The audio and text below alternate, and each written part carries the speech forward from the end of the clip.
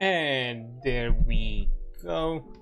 Hi there, how y'all doing? So, sorry for the delay, got a bit distracted, but it's fine. Got here. Although, yeah, to be fair, I do need to start rethinking how I'm re-prepping some stuff for stream, as a few of the things that I do, like the announcement and all that, I do them during the starting soon screen. Like the general, like, you know, social media posts, yeah, that's fine. I can do them within that time frame, but I've also started doing that for the YouTube side of things, to post it on the community tab there as well, and it started to add up, and it's taking a bit of time, because, you know, before that it was fine, because, you know, it was just taking I was using it during the, you know, the time while the startup, the initial ad at the beginning of the stream happens, at the very least on the Twitch side of things. So it was a bit beneficial, but now it's taking me a bit longer than that to do all this. So yeah, I need to kind of be thinking, or at least have some stuff slightly already kind of done and put together as I'm hitting start, so I could just hit send at most stuff. I could like schedule the things, but at times it happens for me to not start on time, as it did today, so it'd be kind of weird to just, you know, schedule the post. And plus, not everywhere I can schedule. Like, well, out of all the places I'm posting right now, Blue Sky is the only place I don't have scheduled posts. But even so, I'm not consistent. I might be a few minutes off, of maybe even more, with certain streams, and then it gets weird. So yeah, but yeah, I'll figure it out. I'll see how we do with all that. But yeah, anyways, before I go into anything else, I just want to once again kind of talk about the thing that has been happening recently, and the big pushes that have been happening around here, and specifically about the stream that I've done yesterday, not yesterday, 2 days ago. The Stop Killing Games kind of a focused, you know, awareness stream that I've done, while where I've talked about the petition for like an hour, and then just as I was as a way of kind of like showing awareness and kind of keep you know, keep advertising, I guess, the petition. I played a favorite game that now of mine that is now, you know, removed from stores and with no more servers or anything, which is the Cybertron series of the Transformers franchise. Both who right now the War for Cybertron, and maybe if things move fast, maybe we can also jump to Fall of Cybertron as well, which are two favorite game series of mine that I enjoy. And yeah, we did all that push and everything of sorts, but apparently, because I remember even before that stream, like a day before that, there was like a post somebody made, or like a website somebody made that you know, ran the statistics and the graphs and all that about the numbers and general things of kind of how the petition progressed, and you know how the kind of numbers grew, and there was like a prediction that at some point today we would have reached the target of 1 million signatures. Well, we kind of blew that prediction off the park, because we reached the target amount yesterday around this time. Yesterday we actually reached the 1 million signatures, but just because we reached 1 million doesn't mean that we need to stop. We still need to push, because unfortunately there could be possibilities that certain votes can be invalidated, mostly due to human error, nothing else of the sorts. Just maybe somebody put their name wrong. Maybe there are others who try to maybe push the petition forward but are not EU citizens, could have also done, which, by the way, don't do that. It's highly illegal, and you may get in really deep trouble if you do it, because you're basically breaching certain international laws, not necessarily just national. So be careful with those kind of things. So yeah, no, don't use VPNs, don't do all of that. If you are not an EU citizen, and you want to show support for the petition, just share it around, talk about it, do that kind of thing, and maybe even send it to people that you know that are EU citizens and can actually participate. Then try to do this kind of thing, because it's not gonna help it out, because they are gonna double check all the petitions and all the signatures, and they're gonna remove anything invalid. And I think today I've seen actually a post from Ross where he had some discussions with some other people where they kind of like gave him some generic like statistics on what is kind of the ballpark of how many the ballpark number expected for invalid signatures, and apparently some of the lowest numbers are somewhere around the 100,000 of signatures can be removed, and the bigger ballpark could be somewhere over like a quarter of a million, so 250,000 signatures. So because of that, and just to be sure that we are not literally thinking that, oh yeah, we reached the number, that's it, we don't need to push it, and just to secure it we need to push it a bit more. The website right now has put it into like, it has basically made like 4 milestone thresholds, one for every 100,000 additional signatures.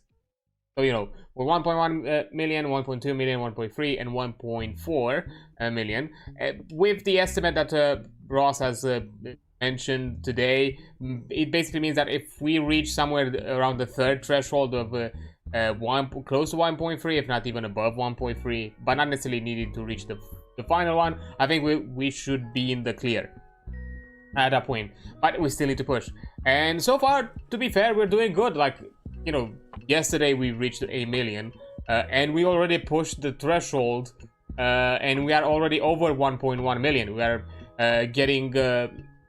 we are like a quarter way to 1.2, almost a quarter way to 1.2 million. So there is a possibility. We just need to keep the momentum. We need to keep people aware and pushing this along the way, because we still have a lot of time. But we can't just slack off, because you never know. So because of that, I'm still pushing it. As I said, no matter if we hit the target goal or not, it's better to be safe than sorry. So I'm still having all of this advertised and happening until the end of July.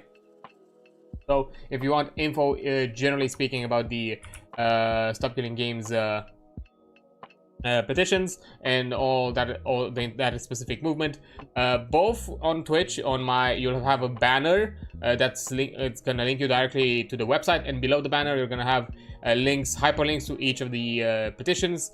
There is the general EU petition, the one that is kind of the most important, because EU is a big market. If the petition changes there, it's probably gonna affect the entire industry, because it's hard to just pander to one industry or not. I've heard some people being afraid that maybe depending on how exactly the laws are going to be structured, maybe the studios or the publishers are going to be maliciously compliant, similar to kind of how Apple is doing some of the things. We'll have to see. That's not something too clear. Secondly, there's a second one, the UK petition, which is a separate petition because it is no longer the EU, but they are pushing something different there. They've already reached their 100,000 requirement, but again, it's still good to push there as well, because you never know.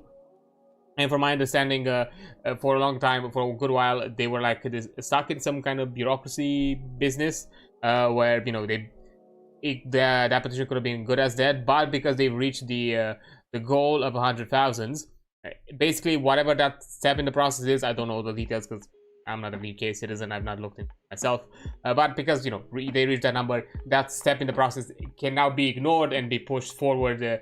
Basically, whatever ruling was done there, it can be overruled because of the number of signatures. But again, to solidify there, if you are a UK citizen, do that as well. And finally, which is like an additional thing, a specific section or a specific part of the EU.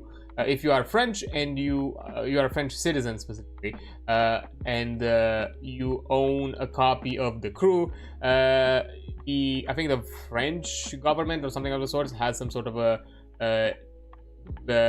like consumer protection, or kind of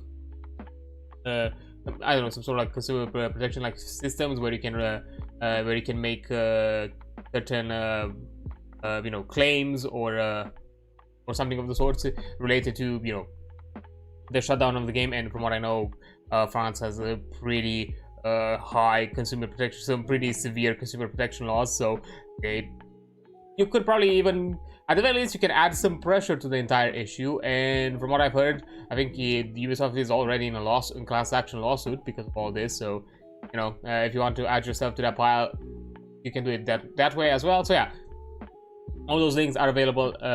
As I said, on Twitch, you have the panel, the banner that's gonna link you directly to the stopkillinggames.com website, which is gonna give you like the general scoop of everything. Then hyperlinks of the petitions. On the YouTube side of things, in the description you can find the links again. That way the website and every petition separately linked. Also on stream, if you do the command !SKG, you are also gonna get access to the links that way, and also the website, so you can do that as well. And finally, which is gonna be an element ever present on stream, as you can see here above my head, or in some other places on the screen depending on scene I am, you're gonna have a QR code that if you scan it, it's gonna send you directly to the EU petition website, where you can put in your signature, because as I said, that one is the most important one, because that one can affect the entire market once it goes through. And yeah, I'm making it easy. I'm just giving you like a one-step thing to do. Just click there. You're at the website. All you have to do is just put in your details, and you're done. You've done your signature. And you know, double check again and again if all the details are correct. Because again, we're human. We occasionally can make errors. It can happen. It's fine. And just make sure that every information there is written clearly. I'm not sure, depending on the country, how exactly it's gonna, because it depends on the country what exactly it is required, because you have to send a proof of identification that you are an EU citizen of a specific EU country, EU member country, EU member country and thing. In my case, full name and my ID number. That is, which is governmental issued. So in my case, it was pretty simple. I don't know about other countries how it works and how it is. You have the website, the stream for the Stop Killing Games website has guides for every country, for every EU country. So and also for the UK and also French, and also for the French, you also have guides for how to do their petition. To be fair, my links send you to the stopkillinggames.com section of the guidelines for that petition, for that claim, to do that kind of like consumer claim, mostly because it's all in French. I don't know what exactly is happening on the website, because I've also went onto the website. I don't know what the deal is with it, because everything is in French. I do not know French, so because of that, just to make sure that you're not doing anything foolish, I linked the Stop Killing Games section for France when it comes to that petition specifically. So yeah, not necessarily petition, it's more about claim, but yeah, you have that option there. So you have some things that you can do. Yeah, but yeah, that's all I wanted to talk about this. As I said, every week I'm gonna have like a dedicated stream specifically to push more this the initiative and all that.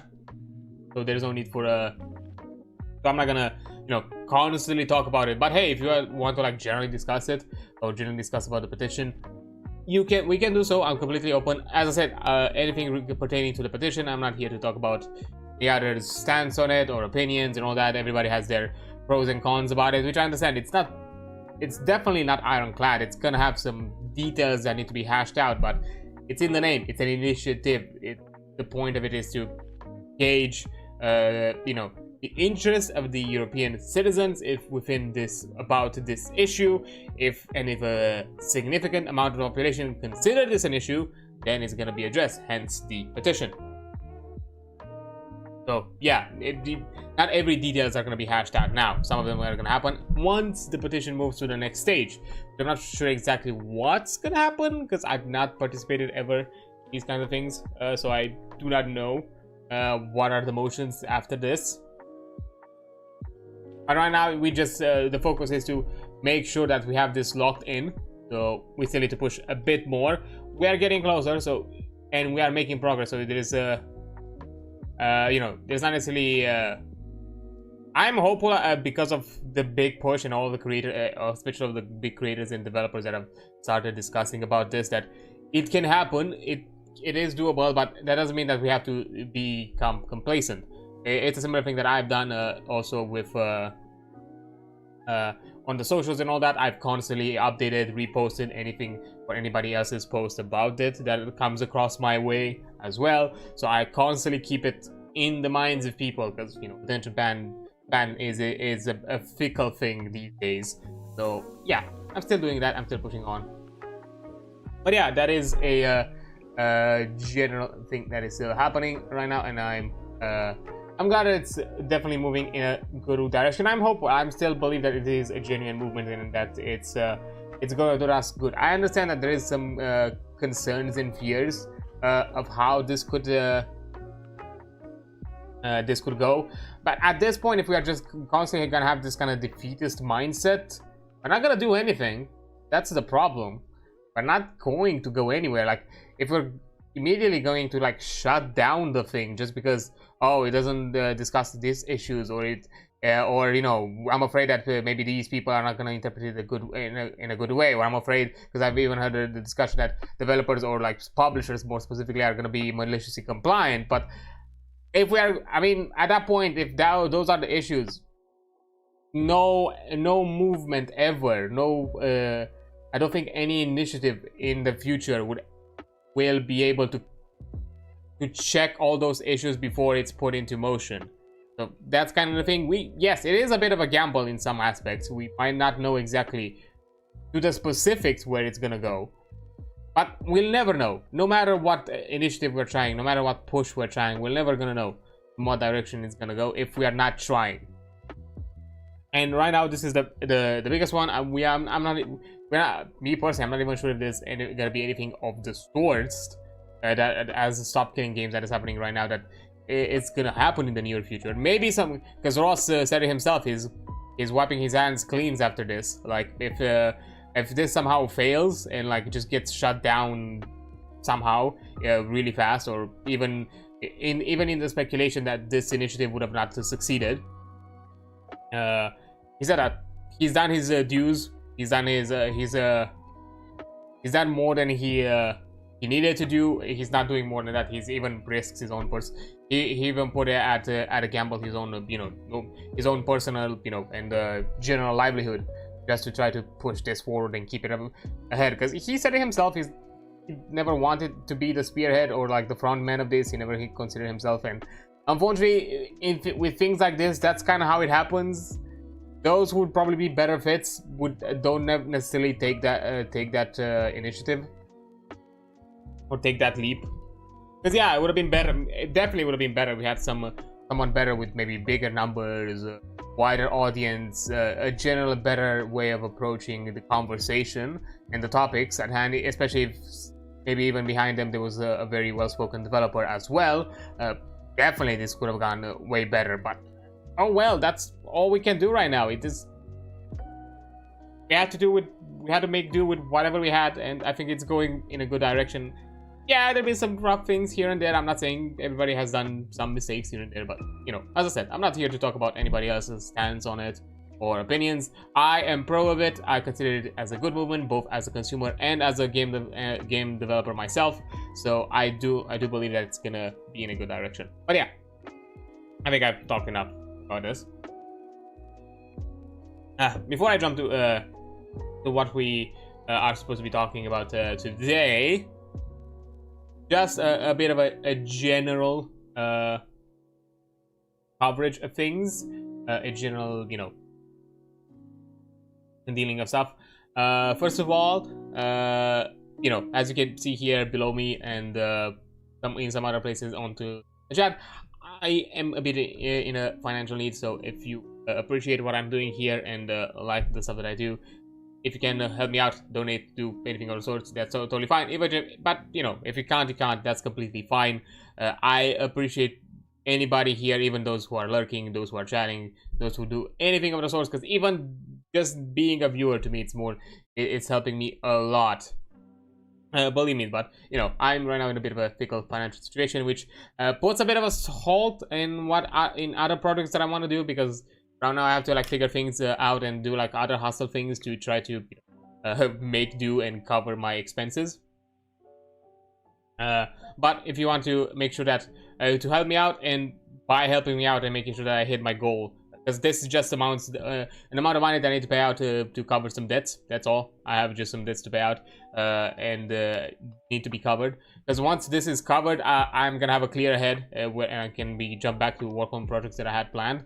For example, the one shot that I promised for the charity goal, the other thing that I promised as well, the game design like discussion stream as well. All of those have been put on a break because those require a lot more prep, even behind the scenes, even outside of stream. And right now, because I have this kind of concern in these issues, I cannot work on them.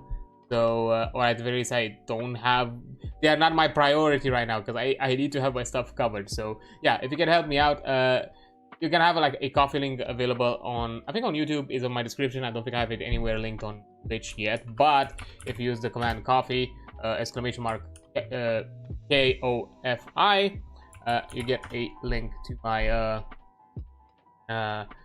my coffee page. You can get it there, and to kind of chill out a bit, I guess, because why not? Let me just get a link for it.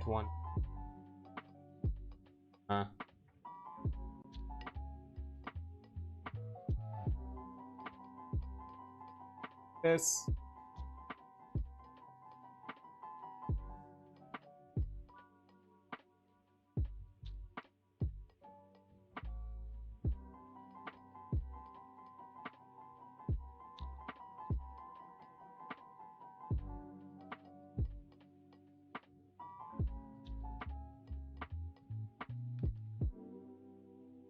I almost done. Just figure out in it.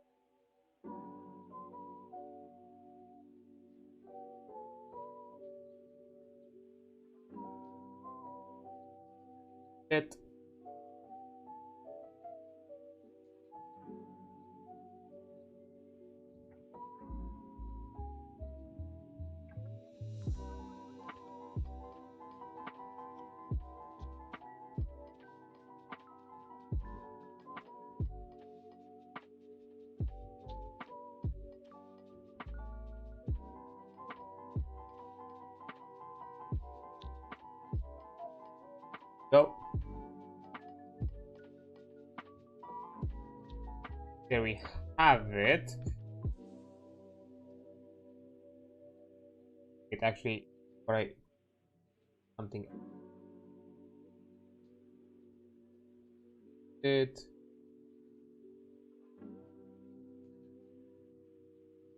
Yeah, this.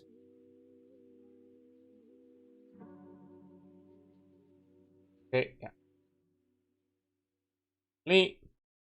Okay, so chill out a bit. Aside from also giving a, if you are able to on Coffee, giving information of sorts. If you become a member, or as I like to call it, a stakeholder, which is are also the subs here as well. Everybody who supports me monetarily in a consistent way is a it is a stakeholder, but here it's more specific. You're gonna get in the future access to like behind the scenes and discounts and things like that of things that I'm planning to post and actually sell and publish myself. And at the same time, by being a stakeholder, you already get a benefit. There is a work in progress version of the Void supplement, which contains a bit more than just the Void Touch Sorcerer that I currently have here detailed.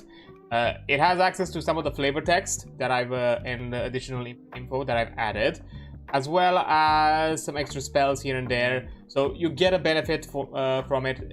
If you are a member, you can get it. You can get it for free. It also has the setup for, you know, pay what you want if you want to, but you know, you don't need to. It's just there as an extra bonus if you really consider that my work needs more than just the monthly membership payment. It's up for you to decide. I'm not forcing you. There for you as an option. You can do so. You have the availability. So yeah, you get that benefit. I'm also thinking, because I was kind of thinking about it. Most likely this Sunday I'm gonna do like some sort of co-working stream. I'm gonna have to figure out how exactly I want to set it up for both YouTube and Twitch, where I don't get the MCAs right, because I would like to have something to some sort of vibe music behind in the background that is not this, something a bit more generic, and I'll have to look into what I could put. And to be fair, it's definitely going to be a lot more similarly mellow like this, nothing too wordy or too energetic or too. I have a thing when it comes to like working to, especially with these kinds of things, which requires me to have writing. I cannot have music with lyrics, because I don't know why. I think it just messes with my brain. It just kind of it kind of like distracts me, because I'm focusing on the words on the lyrics instead of focusing on the words that I'm writing, something of the sort. So yeah, but yeah, it's something I need to figure out. If not, maybe it's just gonna be a more general vibe streams where I'm not gonna hear much myself. So we'll see. And there's not gonna be a ton of audio, but just mostly there to vibe and chill, and maybe on occasion talk if you want to talk. That's kind of my idea, because I want to work more on this. And I was thinking a thing that I want to add maybe for the members is doing like some sort of like post-stream update, where, because on stream I'm not gonna show too much on what I'm working on, just because, you know, but I like to keep some things, certain things that I work on might not necessarily be for the viewing, or I would like to have it as an end goal. So it's just gonna be something here for the vibe, which is another thing that I need to figure out, like what exactly is gonna be here in the general background, so you have something to look at while I'm doing all this. So yeah, it's gonna be just general vibes, and maybe hear me talk about certain things here and there, like just mouth offs occasionally. That's gonna be, but I'm thinking like doing at the very least for our members only post stream like update, where I'm gonna show what I've worked on post stream there, because specifically if it's something TRPG, I can give you related. I can give you an example that if I design some things, maybe like some spells, maybe some abilities, maybe some creatures, I can just push them, upload them here, do it like a post stream thing, and you have access to them. So you see some aspects of my work as a member. I was thinking that could be the thing I can show off. So yeah, that's a thing available to you right now. So, you know, and also as another aspect of shilling, I use a different with captain. There we go. For another aspect of my of shilling, as I said, I have the Sorcerous Origin available. It's completely for free, as promised by the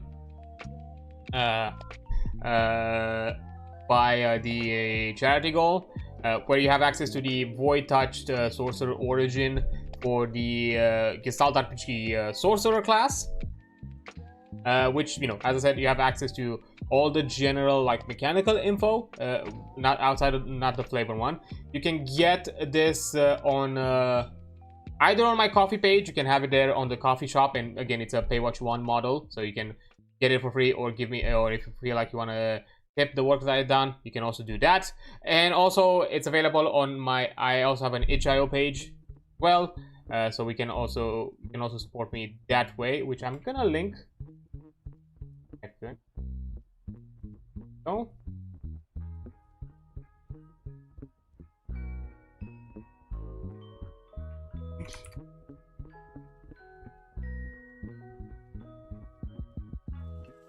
On YouTube, you have it also on the description. You have the supplement for all the ttrpg streams. This work is gonna be there, present in the description if it interests you.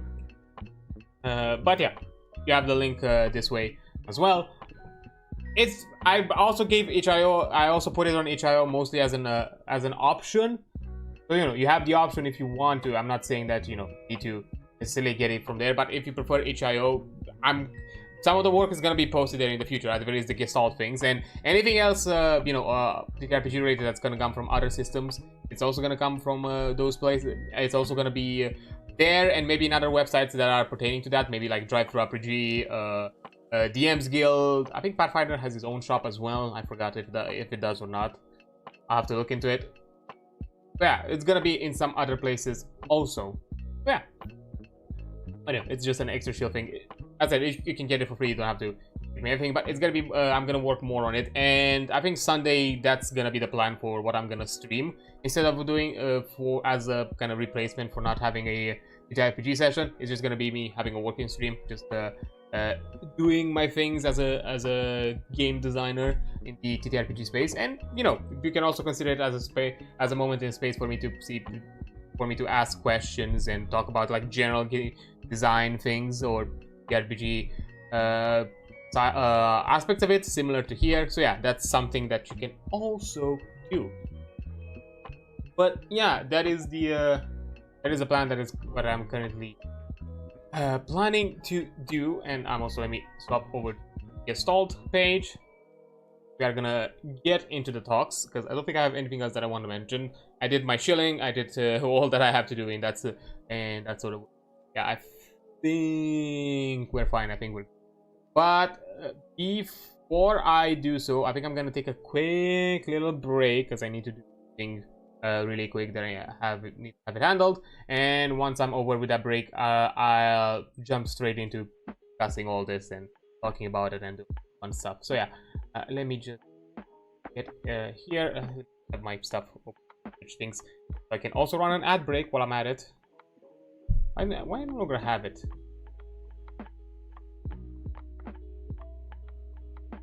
Wait, it got removed. Anyways, so yeah, I'll take a quick break and I'll be right back. There we go. Sorry about that. Just had to do thing really quick, so I just couldn't wait. I had to run a quick break. But yeah, now it should be good. Now we can touch on to the things that we can discuss. Yeah, today, as I said, we're gonna focus on the chapter. There we go. Taking a bit to load because the PDFs have a ton of elements. But yeah, we are focusing exploration and environment chapter, as not last week, like 2 weeks ago, almost, because last week it was the fun. I looked over the general combat and how exactly combat is run in different aspects of combat encounters, and went for all that and did my own thing as well. But you know, that's something we covered. So I was like, so you know, I thought like it feels like a decent fall off from after the combat to talk about exploration. And probably, as I mentioned before, I don't think I'm gonna go that in depth at the very least when it comes to classes, spells, and all that. With this one, I'm probably just gonna focus on more of the generic topics. So probably after I'm done with this section, and if there's anything else in between that I can like squeeze in, I might look into the game mastery section last and probably keep it like so for the Gestalt system, and then next time around we can check a different game or a different system of other sorts that would be fun to look at. But yeah, that being said, and putting all that aside, why not just look into this first? So yeah, chapter 10, exploration and environment. Not all threats to adventuring party come from the enemies themselves. Sometimes it's the adventurer's own bad choices, but we don't talk about that. It's never a bad choice. Often it is a matter of terrain, the environment, or even things like diseases or traps. While the core concept of any story is character versus character conflict, character versus environment is another very prevalent one and should not be ignored.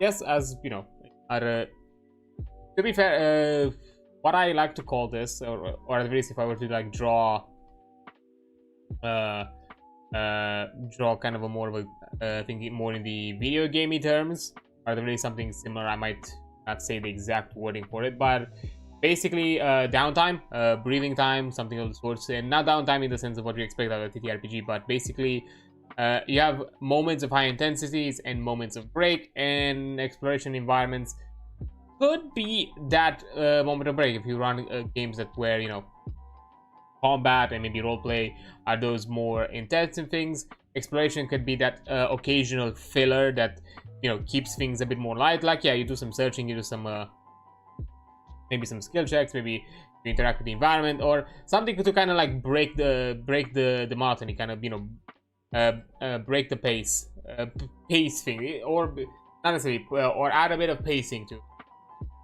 your work. So, you know, you don't jump constantly from combat to combat, or from like roleplay moment, roleplay moment, roleplay moment.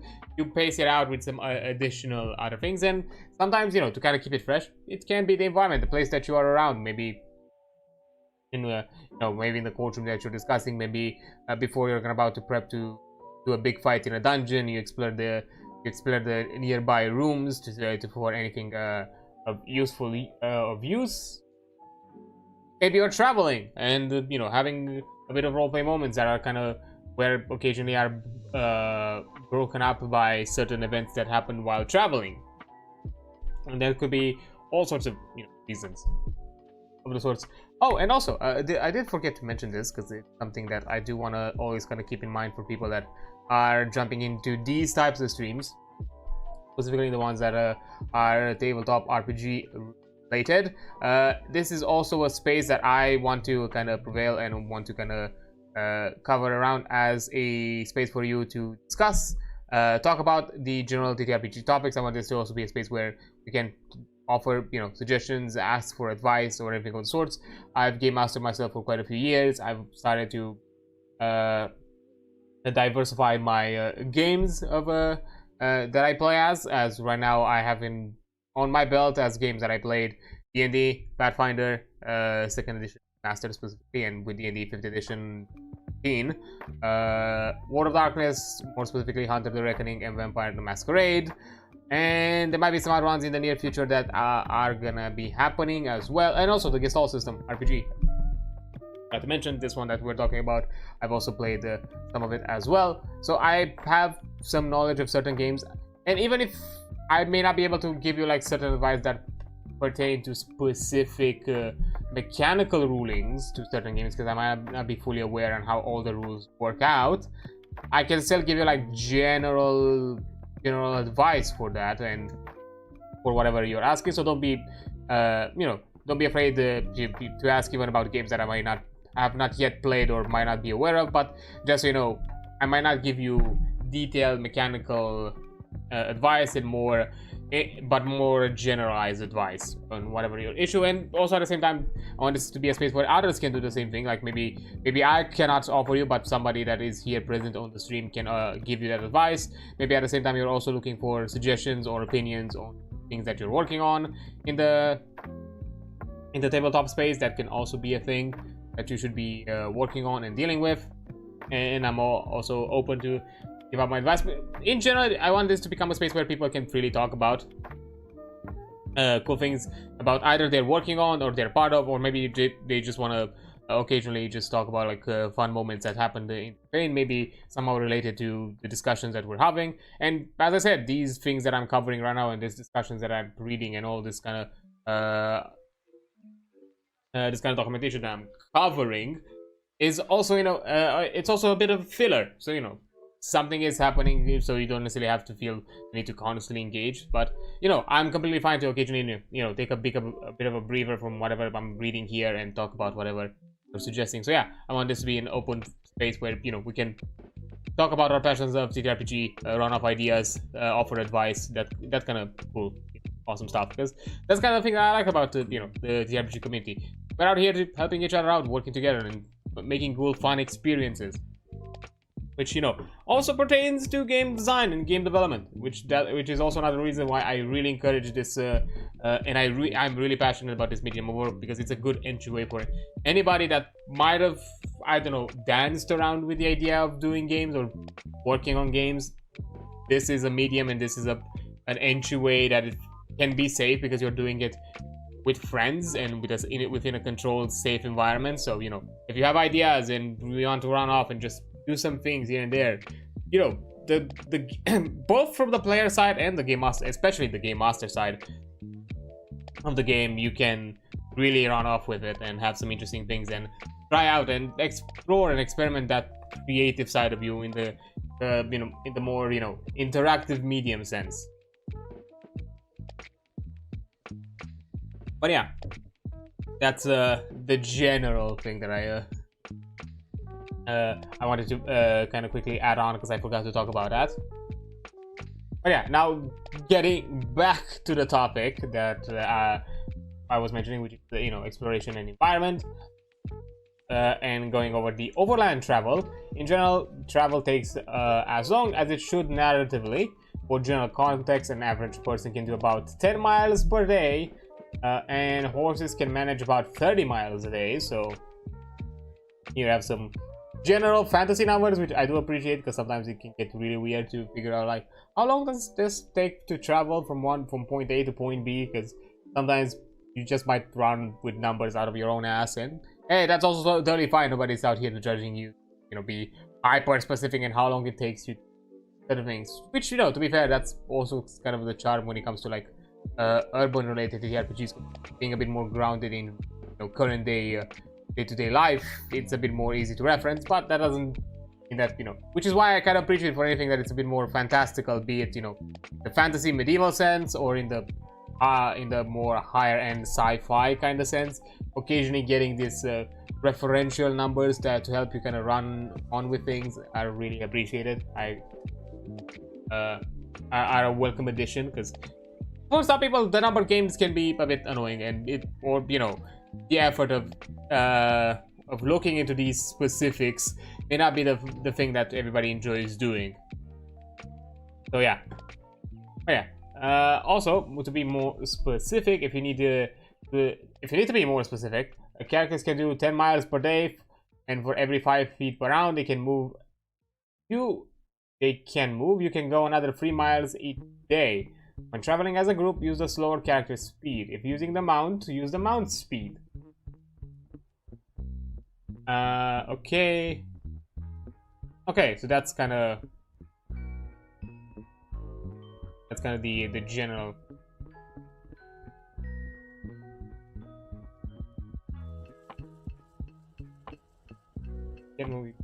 Yeah, that's a bit more in the numbers game if that's something to help you, but hey, be more specific. And a second option for force march: for each hour you wish to run, you need to make a constitution check. This allows you to move at twice your normal movement speed. For the duration, the difficulty class starts at 15 and goes up by 3 for every hour after the first. Character trained in athletics can make an athletics con check instead. So yeah, in general, it's these are kind of the general numbers. You can push a bit higher, but it gets big. To add a bit of that realism, it gets more and more exhausting, to the point where you might not be able to actually achieve it. And as it was here when it mentioned with the specifics, you have to travel as based around the slowest character speed. So in this situation, if with a force march, if a few characters succeed but somebody fails, you now have to do the speed of the entire group. Still has to deal with the speed of the failed of the member that failed the roll. Maybe you can come up with clever solutions. I would probably allow it if you have some clever solutions. I could maybe up the put additional give a bit of a boost in that speed if he did. But yeah, that is idea. But anyways, now, and also aside from traveling, there's also senses that come into play for exploring. Basic senses: by default, all creatures, unless otherwise stated, are assumed to have senses similar to a typical human. Sidebar: typical human: vision and hearing. The farthest a creature like a normal human can see, unaided and unmodified, is about 3 miles, and even then only in extremely precise detail. Creature's normal effective distance of perception of any sort is about 300 feet, or a little shorter than the length of a football field. Extremely detailed perception is normally limited to about 60 feet.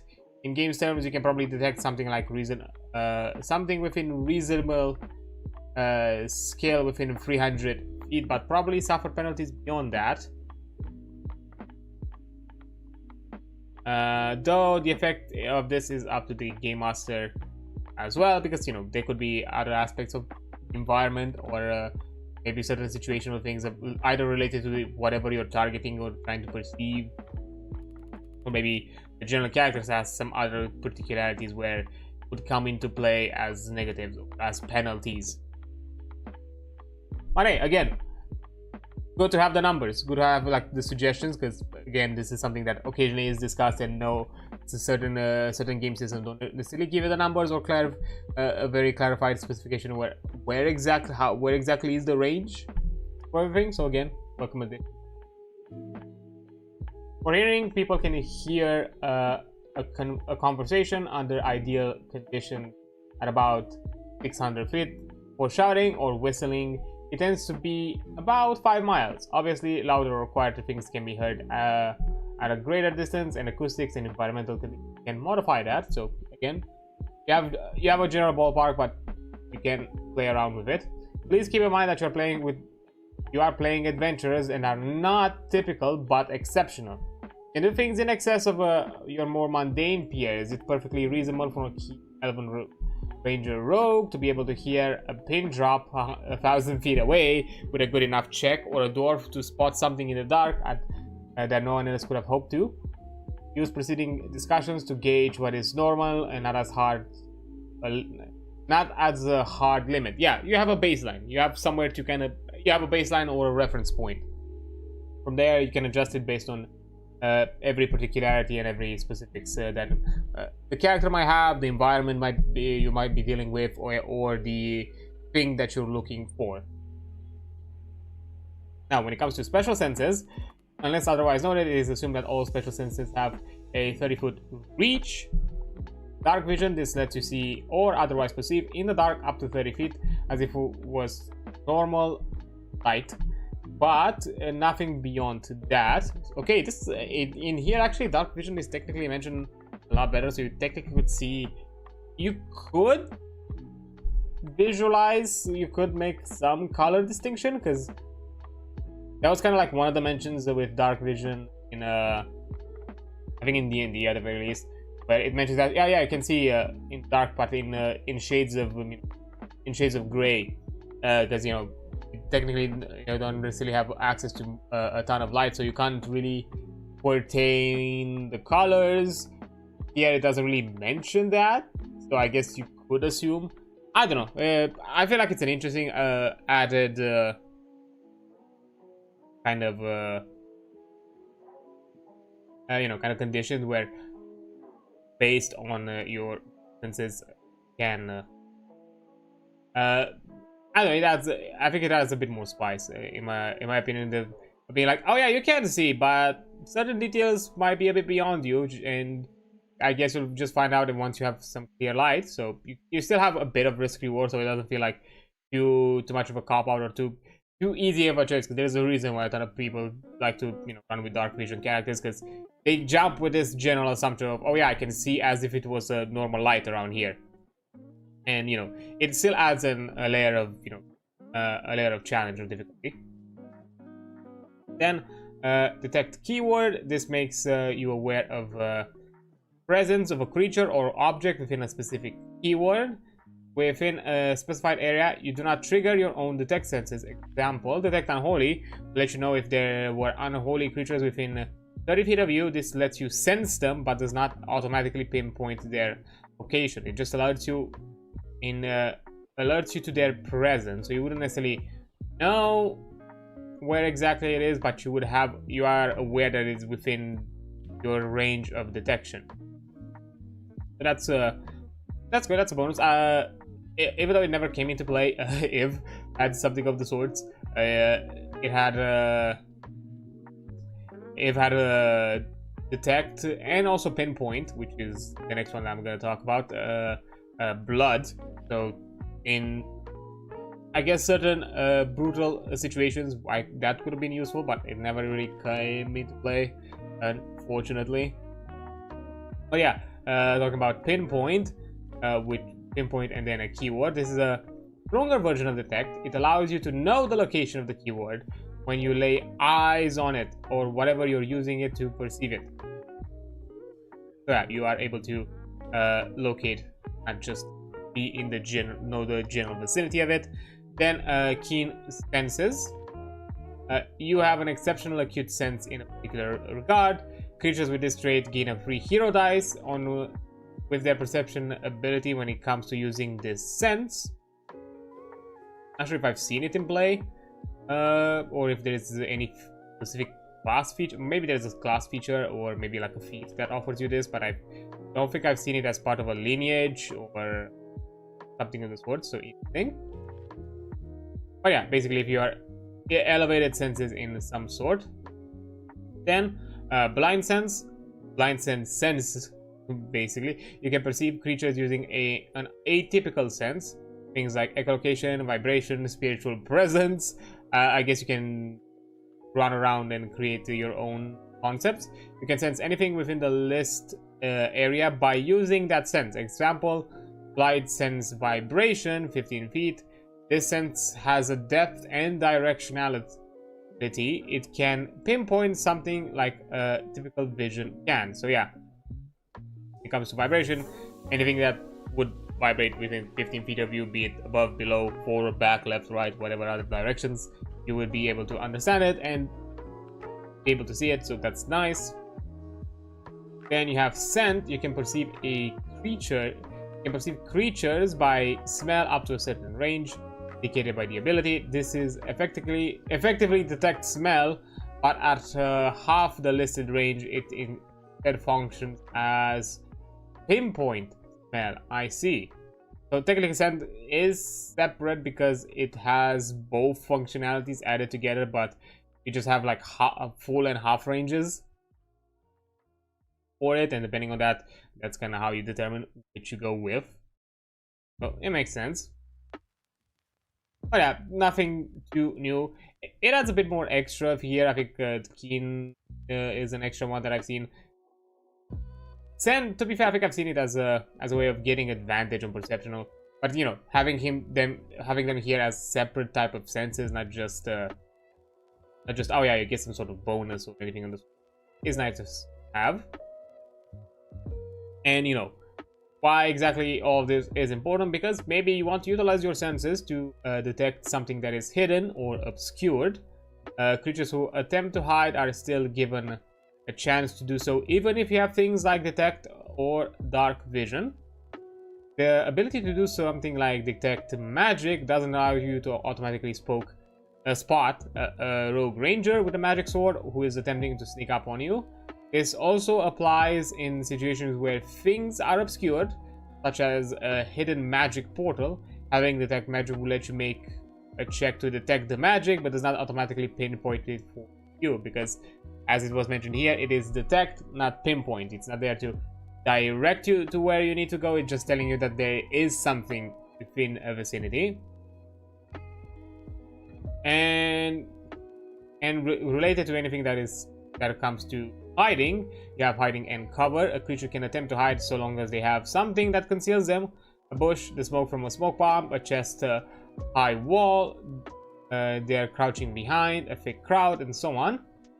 A creature that has to have a reasonable means of hiding from the senses of a creature attempting to spot them. For example, it is futile to try to hide from a bloodhound by just standing behind a bush if you don't do anything about your smell. So yeah, also be smart. Be smart about how you want to conceal yourself, because sometimes concealing is not just about vision. It can be about all these other special things that have been discussed above. You know, add a bit of creativity to your hiding.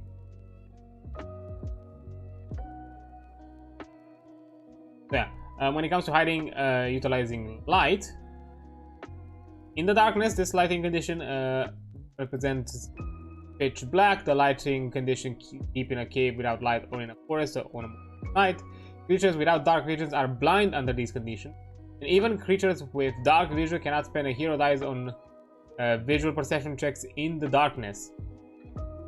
So dark has a disadvantage in general. So I guess they interpreted the dark vision kind of nuance in a more mechanical sense than necessarily purely through a detailed description. Then you have dim. This is the level on a moonlit night. the hour before sundown or in a cave with only occasional torches. The characters without dark visions cannot spend hero dice on visual perception checks in dim light. So yeah, basically the tier lower than above. Then normal, this is the average light of a level of a typical sunny day. Fine. And then you also have bright. The light is excessive and glaring, forcing creatures to squint or shield their eyes. This level of light causes creatures to squint or otherwise shield their eyes from excessively bright light. Creatures are blind while in the bright light and cannot spend hero dice on visual perception checks. This just applies generally across the board. And then when it comes to like common adventuring light sources, most adventurers use torches, candles, or lanterns. Torches and lanterns shed light in a 30 feet radius, and a candle sheds in a 10 feet radius. When in doubt, a light source sheds between 10 to 30 feet radius of light. So nothing above that. Like if there's anything above that, it must be something really special about that light source. Be able to generate above 30 foot radius, and who knows, maybe so big that might even incur the penalty of bright if you are too close to it. So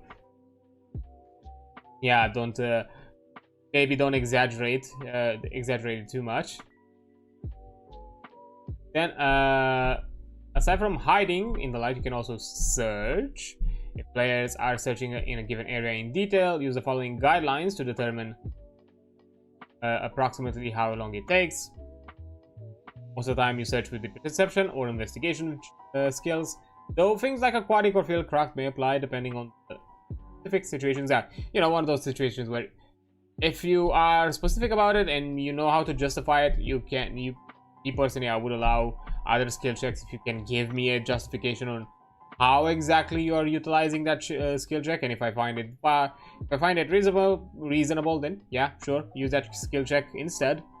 The same way I would say, like, describe to me how exactly are you perceiving in a different way, how exactly are you investigating using a different ability score that is not pertaining to intelligence or wisdom.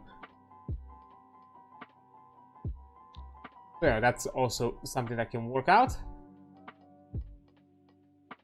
Then you have basic search. This takes about 1 minute to search a 30 by 30 feet room, both directions in a hallway, so on. This lets a player roll a skill check on anything important in the room.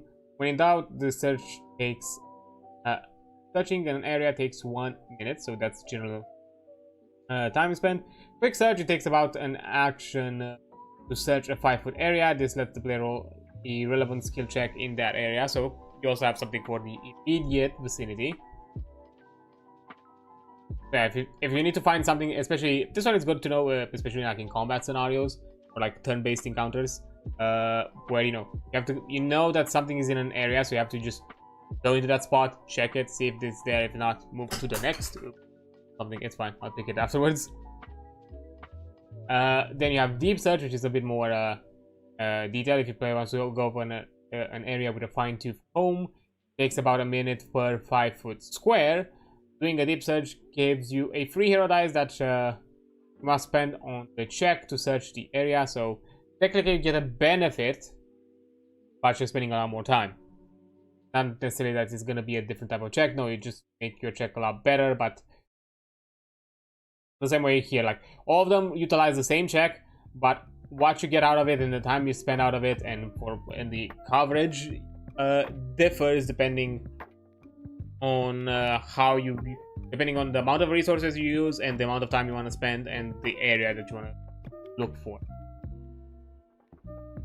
Then you have modifiers like organized and scanned if things are very orderly, such as looking for a book in a well-organized library, or if there isn't a whole lot to look at, such as a deserted clinic. It takes half the time.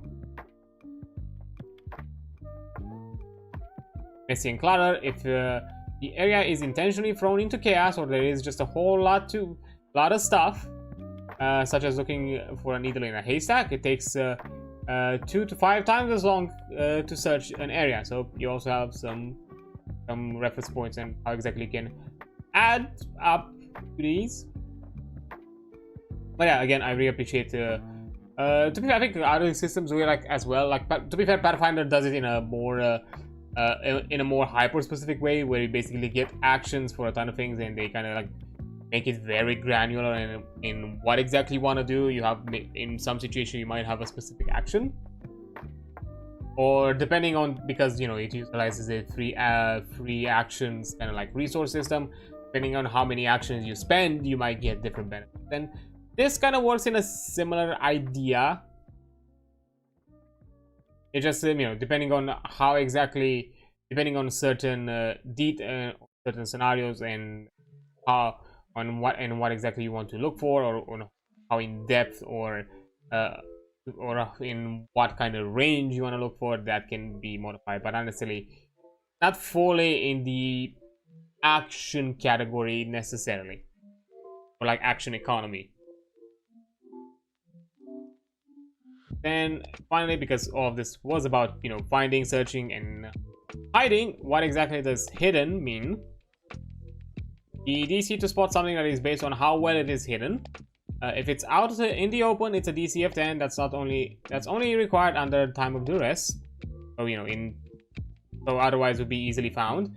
Something that could create visual concussion, such as a basic camouflage, has an effort to made it obscure, such as a gold cup among the set of brass ones, is a DC of 15. A DC 20 check would be something that is well hidden.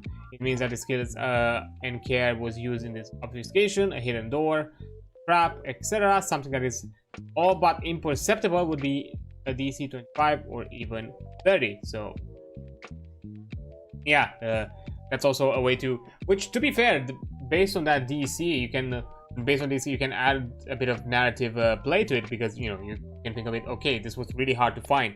That means that this was well hidden. There must be a reason why this was so well hidden. And that could be a clue that you can offer to your players, because maybe, let's say, for example, a player is searching a room, but we know intent that they are looking for, but we no idea that there might be something really well hidden in there, but they still pass that DC and you're giving it to them. So, you know, as a basically offering them as part of the benefit, because otherwise, you know, they might not be aware. Again, you know, it's good to contextualize how exactly certain elements within the scenario happen. You know, you give them that kind of snippet of information that, hey, just so you know, because you rolled that high and because you reached that threshold, you realize that this was a really well hidden, that otherwise, if you would have not been able to find it, but you were able to ascertain that that aspect of how well it was kind of obfuscated from anything else. And this might be information that can be utilized later. If you're like, okay, if this was well hidden, it means that it has some sort of port, or you know, you're looking in somebody's room, you may realize that, hey, maybe there's something shifted about this person for having to hide something of the sort so well, and anything. Yeah, adds a bit of extra value aside from just the mechanical.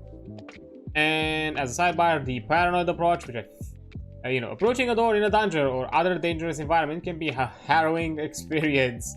I love how, you know, dangerous environment or a door, which is, you know, the bane of every player. We've noticed that under duress, players tend to resort to what we call the paranoid approach. It means that they have their character approach the door quietly, listen at the door, check if it is locked, check for traps. Only then, if everything seems okay, attempt to open the door. Lock, expect, and traps disabled. This can involve several checks: a stealth check to approach, a perception check to listen, a tech lore to check for disabled traps or pick a lock. While not every GM will allow you to simply say, I'm taking the paranoid approach to this door, you can use this sidebar to remember what steps to take. So yeah, which, you know, can happen, especially if you have game masters who like to mess around with you, and you're like, oh, let me open the door. Wait, is the door a mimic? No, it's not a mimic. But the door handle is a mimic. You never specified which part is. You said the general thing, which is actually incorrect. You know, if you have those kinds of DMs, game masters, which sometimes can be fun. Don't don't exaggerate that kind of use, because it can get annoying. But it is fun to just mess around sometimes, which creates these kind of scenarios. Then kind of, I guess, adjacent or even is related to hidden, because maybe you're hiding for a reason, and maybe that reason is survival. The rules presented in these sections are only relevant to in extreme cases, or if a game master makes it clear that they are implementing strict control over such things. It is perfectly fine to hand wave most of this, as having general appropriate supplies as a matter of course. Impairment from starvation and first stack. So yeah, these are basically like survival concept or survival rules. If you like to add a bit of that, I guess, grittiness to your game, which could be interesting, could be fun. There are groups that enjoy that kind of thing. And adds a bit of an extra layer, adds a bit more import to... I think adds a bit more import to your environment, especially if you're that type of person who likes to, both as a game master and also the players who like to kind of really detail their environments and kind of think about the specifics. So survival elements can actually kind of elevate that, like because that effort in a way, because if you feel like you're putting a lot of efforts, you're thinking a lot of all these details, but you don't really have anything out there to put them in place. Sometimes survival mechanics can actually elevate or actually highlight those detailed aspects of your game or of your world, so that way it doesn't feel like it's wasted opportunity. Although, to be fair, as a game master, probably most experienced game master have run into this unfortunate truth of it all, or reality of it all, that there's gonna be stuff that you worked on that may never be encountered on during a session, or maybe even the entire campaign, simply because the players decided to do something different or just not take an interest in that. And it can happen. That's the nature of the beast. Sometimes it will be like that. But hey, you still have it there. You can always find a way to, like, rework it, put it somewhere else, or occasionally, which I'm not saying to you, again, use it lightly. Do not use it lightly. Always weigh down whenever you want to do this kind of thing.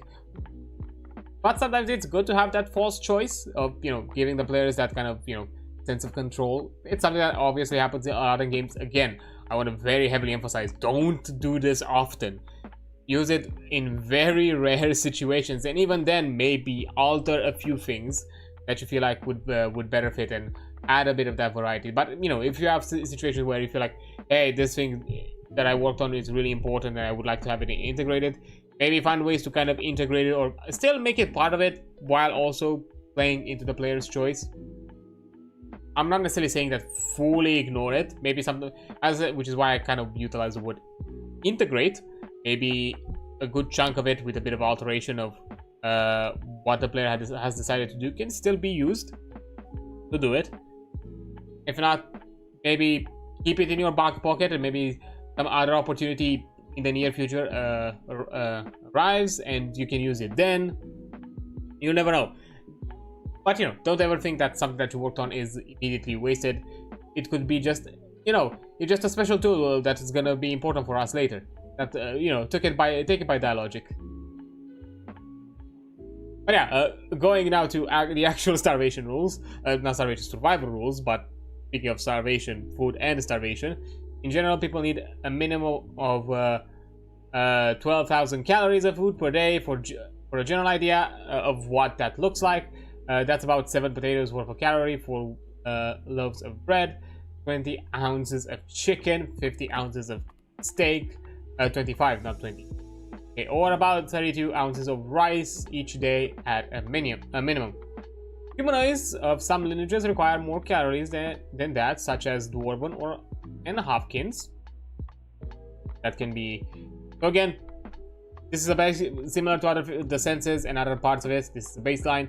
Take it in consideration and then adjust it based on the different lineages and other aspects of the day that you have. After 1 day without food, you become impaired. For each day after that, the level of impairment increases. If you go for more than a week without food, you need to make a challenging 20 fortitude save or die. Yikes. This check must be made twice a day. For each day after that, the DC you must make to avoid death increases by 5, and so on. So, you know, you have some mechanics. Okay, that is rough to have it as an option, but you know, it is there. And then you have also water and thirst. People typically need between 2 and 3.5 liters of water per day, with a minimum somewhere below that. People get some of their liquids from food they eat, so not all of this needs to be consumed. After 1 day without water, you become impaired 2. After 2 days without water, you become impaired 4. You must make a challenging 20 if fortitude save on or die. This check must be made twice a day. For every day after that, the impaired value increases by 2, and the DC you must make to avoid death increases by 5. So yeah, stuff can get rough and you have to be careful. Then you have sleep and exhaustions. You need between 6 to 8 hours of sleep per night to function fully. After 1 day without sleep, you become tired. You must make a save every few hours again. Against falling asleep, DC 15. After 2 days without sleep, you become tired 2. You must make a save every few hours against falling asleep, DC 20. After that, DC stay awake increases by 5 for each subsequent day. And after about a week without sleep, the DC of the save against falling asleep becomes absolute. This resets after you get a full night's sleep to 6 to 8 hours. I don't know, me personally, I could do something interesting. You could do something like, if that's like an area that you like to explore, and again also your players are okay with it, with the themes of it all and everything sorts, you can go with those. I'm not sure if some of it is urban legend, some of it is kind of, you know, creepypasta. Some has some actual horrifying scientific truth, but you know, you can go the Russian sleeping experiment kind of thing, where, you know, maybe you start adding some crazy shit, like maybe you don't necessarily make it an absolute thing. Maybe it still becomes higher and higher of a DC and longer, and somehow the player can survive, but you know, start making it weird, start adding weird shit to it, like, I don't know, hallucinations. The player might, you know, the character might go a bit cuckoo in some cases, or you know, play around with it. Add a, you know, there's the confusion condition that could maybe use into it. So yeah, no, if you like to add that weird, horrifying aspect that some people mention, you know, when it comes to sleep and exhaustion, if you want to go like the creepiness of, you know, Russian sleeping experiment, go ahead. Which, by the way, I do want to mention, like, you know, content warning. It's not fully gruesome because it's mostly just, you know, narrated. At the very least, you can find it narrated. I'm not sure if there's anything with visual depictions of it, but sometimes, you know, the topics could be a bit gruesome if that's not your thing, you know, with people kind of clawing at their eyes and that kind of stuff. So, you know, it can get weirdly graphic. It can get somewhat graphic, but you know, interesting if you like that kind of more weird horror aspect of it. That can be interesting. I don't know, that's to me, that especially if you somehow you do like some sort of like gritty survival, where maybe you do something like Souls, like Dark Souls of some sort, where, you know, every moment, every breath is life and death in general, and starting having these paranoia that you could be at any point ambushed because of your exhaustion or and lack of sleep could be interesting. Again, something for you to look into if you want to kind of spice it up a bit. And then last form of I guess survival, and still a form of starvation, just a more extreme form of starvation, which is suffocation. In general, you can hold your breath for up to a minute. After 1 minute, you become tired. After 2 minutes, you become tired at a second tier. After 3 minutes, you must make a challenging 20 fortitude save or die. This must be done every round. Different creatures can repeat in different fashions, and suffocating rules generally apply to any creature who cannot respirate properly, such as fish out of water.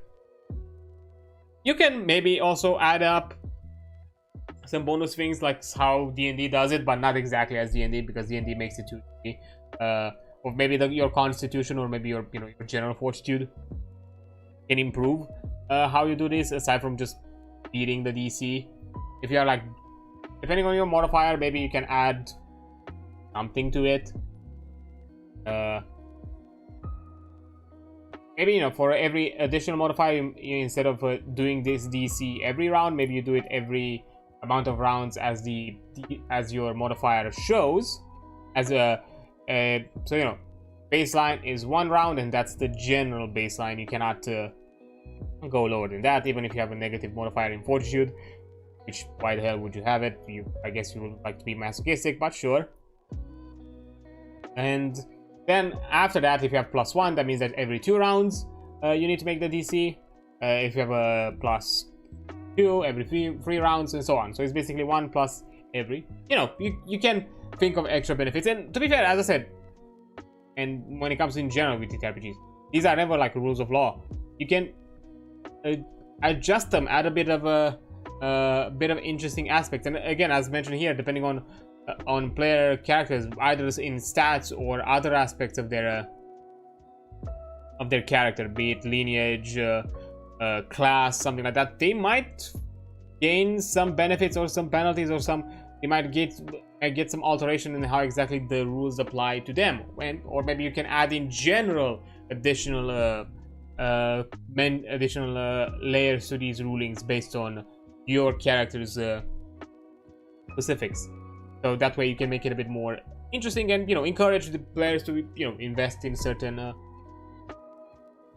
stats. But of course, when it comes to survival, it's a bit generic. It might generally apply to just bodily related functions, but who knows, maybe you can be creative about it in how exactly other stats could apply here,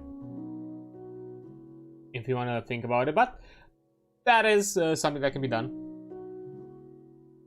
But yeah, Coolio in general speaking. Now, continuing, as the language, as the survival aspect has been dealt with, we also have the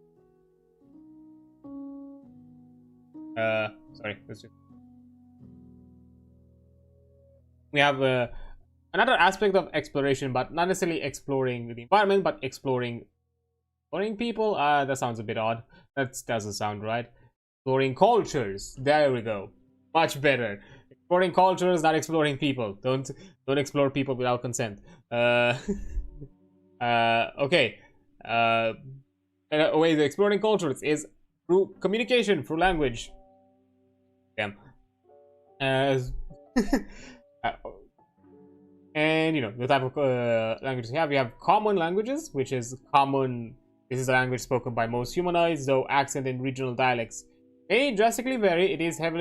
Its use is heavily centered on urban settlements, though there are always a few people that can speak it, even in remote humanoid settlements. But yeah, so basically said that if you have certain remote societies that are of a specific lineage or a specific race, then they most likely may not know common, because they don't necessarily mingle with too many species there day to day. So that is an additional element that it's nice to have. But for any other lineage that usually travels in such a way, and especially get their characters, which are designed to be that way, they would have a common means of communication, hence the name common. And you also have another common language, trade. The second most common language in the world is trade. It is a simple language that is used by traders, merchants, and others looking to buy or sell goods. Every shopkeeper knows trade, even if they don't know common. The language of trade is not very elaborate, and is mostly concerned with items and prices. Using such that thing is trade for conversation is sometimes considered an insult, particularly when discussing person. So good to know. I didn't know exactly. I know, I think I've read some mentions about the trade. But I didn't see as an actual legitimate language. But yeah, to be fair, I think trade is more of a, as mentioned here, if your character might have pertained to some sort of some sort of trade that is honestly being a merchant. Maybe you have some sort of trade skills, because there is an not artificer, there is a crafter class. I forgot exactly the name. I don't think it's artificer. I think it's called something different. And I think they might get the trade language. You know, I think in our campaign, as very in the Gestalt game, there is a character, a player character that in our campaign is an NPC that is that crafter class. We've actually encountered them. I think we've encountered them once. I'm not sure if anybody else did. Huh. Oh well. We'll see how that. We'll see if that probably won't necessarily turn out in the future, but we'll see how if that will turn out. Come up in the future eventually. But as I said, we decided to kind of put a break on the Gestalt, which is the reason why we come to Pathfinder. One of the concerns was the balancing. It kind of got a bit weird, and we wanted something a bit more structured, because Gestalt is not necessarily designed to be fully balanced. It can get a bit power fantasy-ish, and players can get into like weird power shenanigans. And to be fair, some of the characters that have been built have reached kind of, even from the get-go, kind of weird power numbers. And yeah, probably best for just, you know, to add a bit of challenge, to add a bit of something here and there. It was kind of like, hey, maybe we should put a pause to these characters. Maybe we'll find other ways for them to be introduced and them in the future. Not sure if we could reinterpret them into Pathfinder or in the future. In my case, I think I can. I think there's an assassin archetype. I think I can, and there's also the sorcerer. I don't know exactly how the sorcerer in Pathfinder works. If it's similar to D&D 5th edition, or a bit more, or it has some other unique particularities to it. I've not looked into it, because you know, I've already kind of played a spell sword. Now I just am more fully spell. Barely any sword with my with Tay, so you know, you have to see about that. Yeah, that's not something I jumped in. And then speaking of, you know, kind of going a bit more forward language, you also have the cultural languages, which is, you know, languages of specific lineages, which it's very simple, kind of, you know, Dwarven speaks by Dwarven cultures, Elven spoken by Elven cultures, Gnomish spoken by Gnomish culture.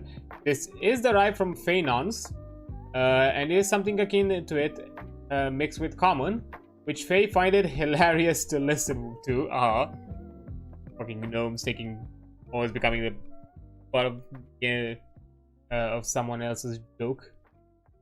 Gaubish, spoken by the Gaubish cultures. Gaubish language has a great disdain for vowels and only use them grudgingly. Ugh. I would fucking hate that language if anybody tried to make an actual written language of that. Hoffish, spoken by the Hoffish culture, and Orcish, spoken by the Orcish cultures. Then you also have animal languages, and there are no written versions of these languages. They are actual primordial languages that one can use to communicate simply with animals. Animals are not typically sapiens, so they don't have a lot to say, but their information can be useful. There are potentially more animal language than the animal languages presented here are an incomplete. The game master may add more as they seem fit. Aquatic, you speak the language of creatures of the sea and other aquatic biomes. Word call, the language of birds and other flying creatures. Borrowand, okay, the language of things that burrow or live in the dirt. Canine, the language of dogs and wolf. Deer, language of deer, moose, elk, and related creatures. Creatures who speak this typically have antlers. Okay, farm tongue, the language of large domesticated animals, horse, pigs, goats, cows, and sheep. This is heavily influenced by interaction with humanoids, so have a general one. Feline, the language of cats and big and small, the cat.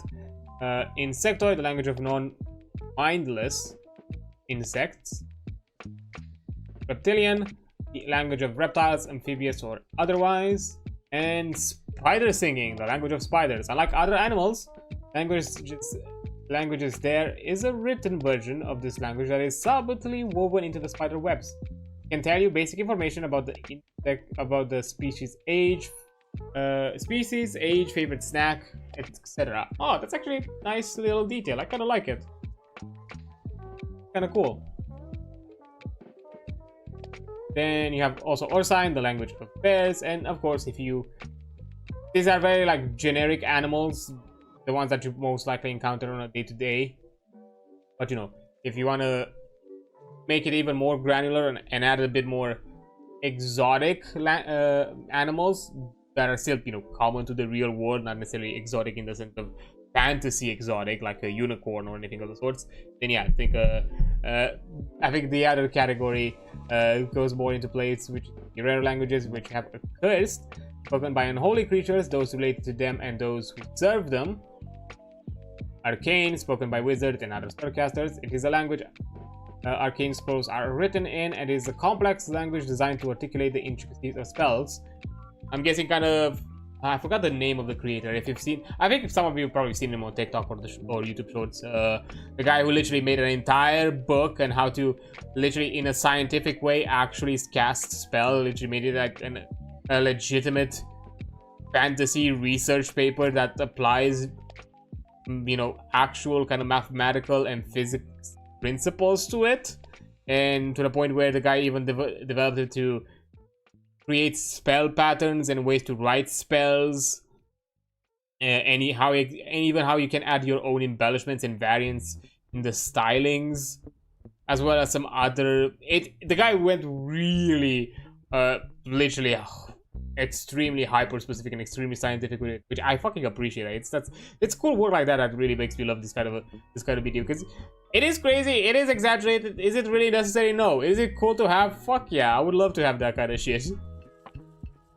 But you know, basically that. It's just, imagine reading a research paper done by a scientist. That's kind of their language. Then you have Cosmic, the language of multiversal creatures, for those who frequent the outer planes. It is somewhat akin to Universal Common Language, though it is difficult, if not impossible, for mortals to learn. You cannot speak the universe, I guess. Draconic, it is a language spoken amongst intelligent dragons. It is sometimes used by ancient civilizations ruled by them. It is considered a little taboo for non-dragons to speak to dragons in Draconic, as it is their language, which, you know, kind of a emphasis of dragons having a sense of ownership to everything. Then you have Druidic, a hidden language spoken only in secret by druids.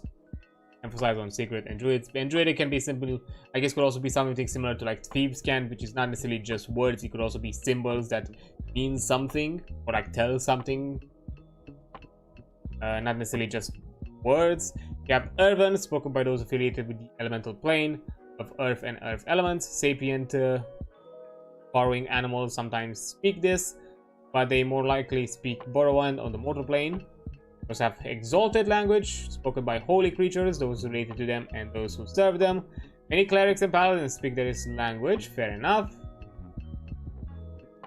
You have the Farcall. This is a simple whistle language used by sailors, rangers alike, who need to communicate over great distances. It can only convey simple words or concerns or concepts. The language itself only contains about 300 words, but it can be heard under ideal conditions as far as to 10 miles away.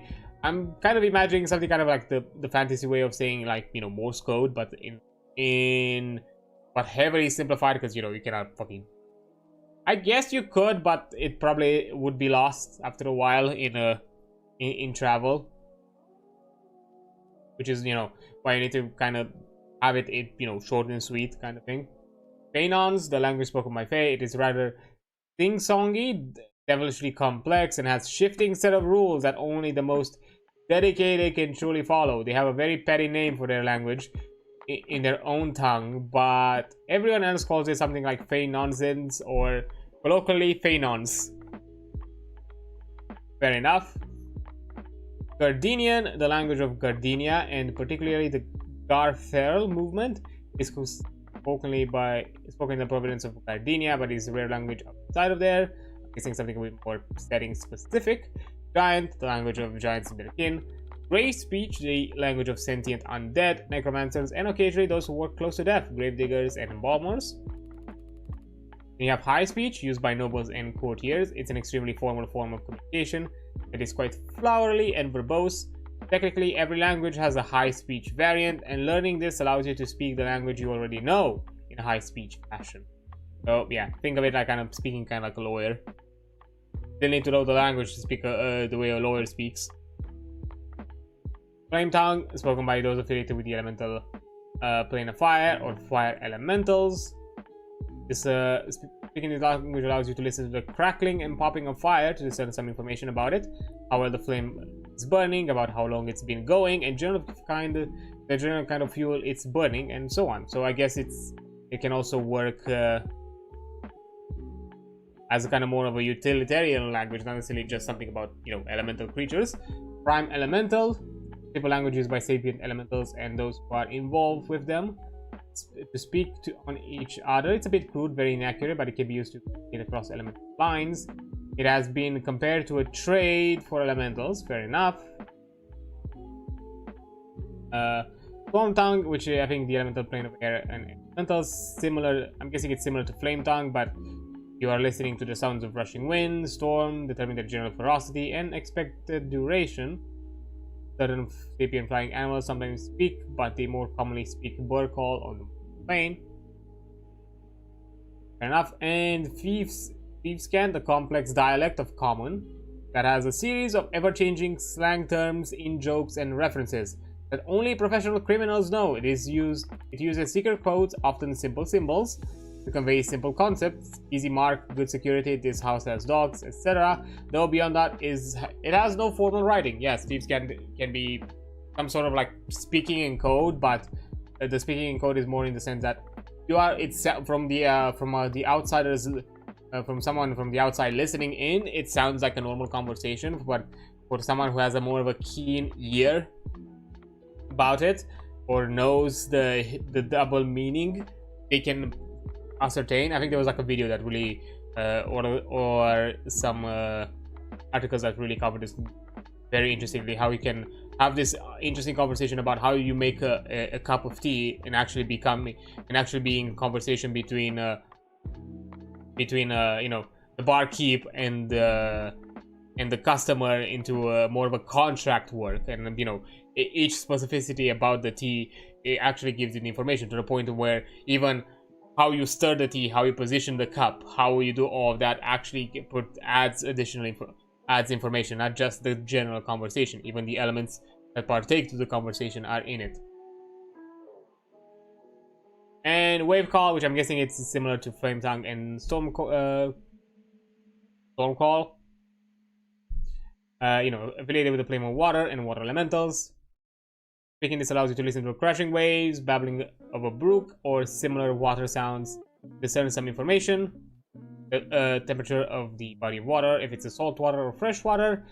Serpent, aquatic, or other animals of the sort speak this, but more commonly aquatic in the mortal plane. It is difficult for humanoids to replicate its effects without external devices to do so.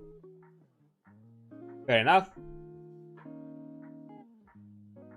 And still on languages, it really goes detailed. Damn.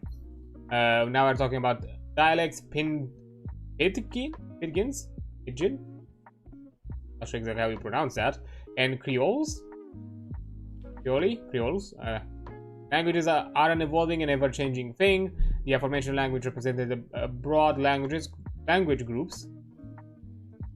And there are many variants on all of them, some subtle, some quite noticeable. A game master may choose to implement this on whatever level they like, if not at all. A dialect in this version often with particular vernacular and pronunciations of a language. This often is tied to geography or culture, though particularly the case of diaspora culture, this is not always the case. Example, aquatic spoken with an accent unique to a dwarven port city.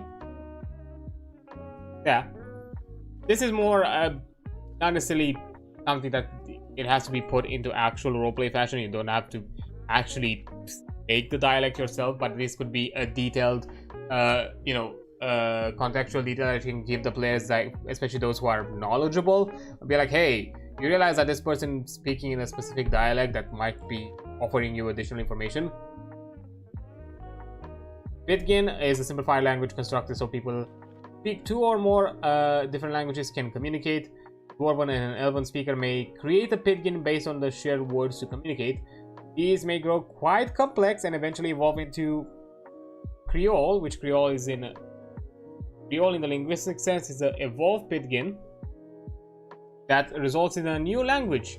Many languages start life as a Creole. Common is a Creole of most humanoid languages. You might find garbage words with Elven grammar said with a Dwarven accent, for example.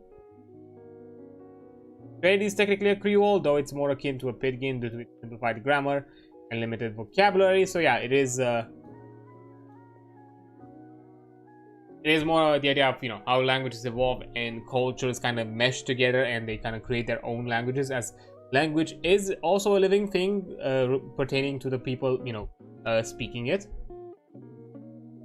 And you also have transitional languages. Some languages use the script from one language with the phonetics of another. This is particularly common if two cultures overlap or one conquers the other. Example, a Dover city that has sheltered elves for hundreds of years might develop a version of Elven that uses a Dwarven script. Mechanically, this has no impact on the game. If it is relevant to your story, you may roleplay not understanding some words or speaking with a particular accent when representing a dialect. A useful tip for in-person play is to hold up an agreed upon sign language, E for Elven, for example. When speaking certain languages, if a situation arises where a simple pidgin needs to be developed, can be developed with a week of regular attempts to communicate. Challenging 20 check by both parties can reduce this to a day. Skills like politique, academia, or even merchant law are applicable. So yeah, all of this is just mostly to add variety, add context, add additional elements of roleplay and world building to your game. They're not necessarily there as a rule or something that should be there to gatekeep you, stop you from doing something, or make something incapable of you doing. It's just there to offer you additional. As I said, in most situations, it's really good for adding more information that might be important for a player, for the group to receive, by giving these additional details. And in some cases, you know, there might be some benefit from creating a pidgin language where, you know, it's something that's kind of like a coded language that you speak just within the group and nobody else can truly pick it up. Maybe they can pick up certain elements but not fully, and you know, that can, maybe depending on scenarios and situations, can be useful, especially in games with heavy roleplay that might on occasion, you know, you might be in scenarios where you can't really be upfront to whatever you're speaking, so you need to speak in that kind of more coded way, or more kind of obfuscate what you're trying to convey. And then, you know, the final form of communication, which is illiteracy, non-verbal languages, and sign languages, which is basically nothing spoken. Players may, at their discretion, elect to modify how their language is communicated.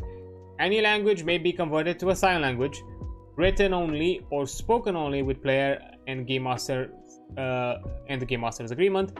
Players may also optionally elect to be illiterate, non-verbal, or communicate in another way they are comfortable with if they wish this, but this should not be imposed on them. For example, how, you know, Bastard spoke in just mostly grunts in some crude way of sign language, because he only spoke his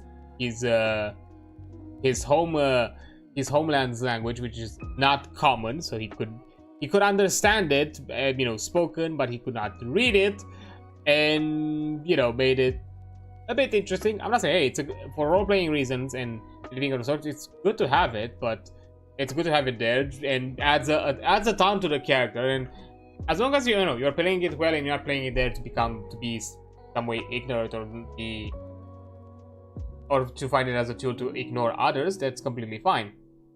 Hence, you know, players and game masters must agree that this is happening, and you know, I think Robe did it nicely with Bastard, in just, you know, pointing at sword because I want to kill, or just simply drawing sword because I want to kill, and that kind of thing. So fun. Real world language versus in-game language.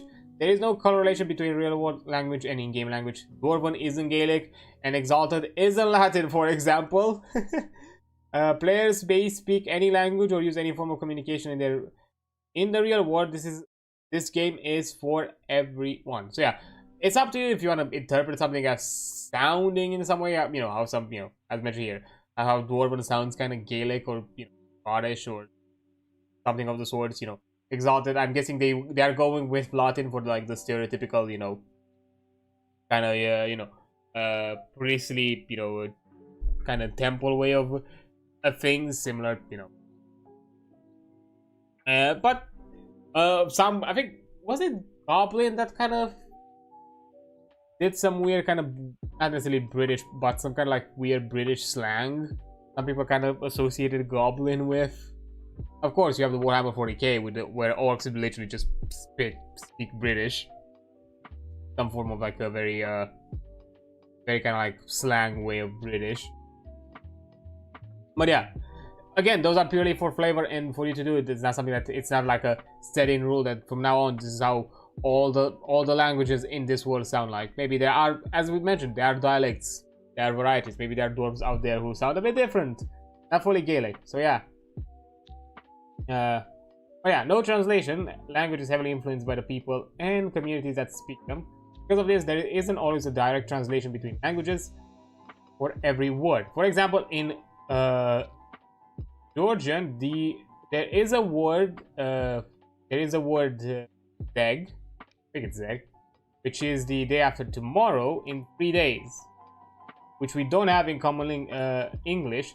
There's an older term, overmorrow, but no one uses this today. Okay. Idiomatic expressions also don't translate really well. For example, in English, we might say it's raining cats and dogs. That's because of a popular poem in English from the 1700s. Description of a city shower by Jonathan Swift. In Greek, the equivalent, raining chair legs, and in almost every language there is something equivalent to that, but a bit different. I'm not sure. Raining cats and dogs. There might be one for Romanian, but I don't know. It doesn't come to me right now. Legit, right now it doesn't come to me. But yeah, because of the differences like this, there is a very big difference between direct translation and localization. One captures the literal words, even if it's almost incomprehensible. The other one captures the spirit of what it's being said at the cost of literal accuracy. This means that there doesn't always have to be a perfect translation. You can say, well, they're roughly saying, I don't much like you, but it's polite and formal. Or it's an idiom that means I don't take bribes unless the price is a princely sum. But it has some religious context.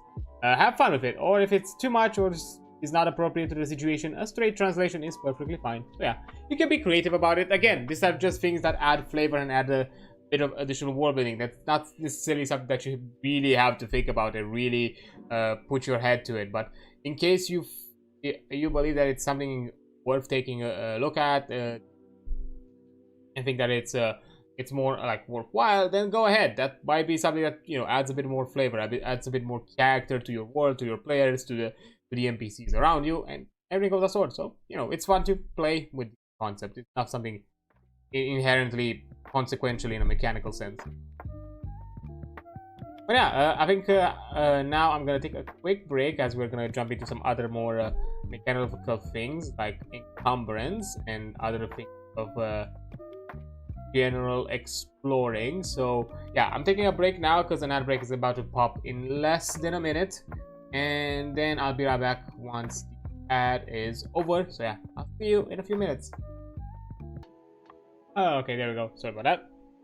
Okay. So let's continue. If we're done with the language discussion, we can go back into some more mechanics that I guess more people expect to be part of exploration.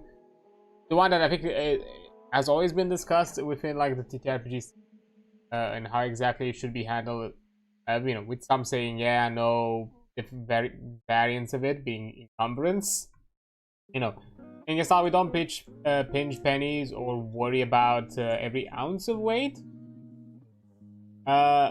what your character can wield is a baseline of what you can fight in. In Gestalt, uses a bulk system that roughly defines how heavy something is. If some things are light and are inconsequential in terms of weight, a pin, a necklace, a dagger, and so on, light objects weigh about a pound or two. Other things have a numerical value, something with bulk. 1 is about 5 pounds or less. Bulk 2 is about 10 pounds or less. And each value higher as that adds roughly about 5 pounds. Something that is exceptionally unwieldy or very large might have a higher bulk value, while something small yet very dense might have a higher bulk value as well. Fighting weight, you can fight in whatever your character can wield and wear, unless it is egregiously heavy. Beyond that, you can carry 5 bulk worth of gear,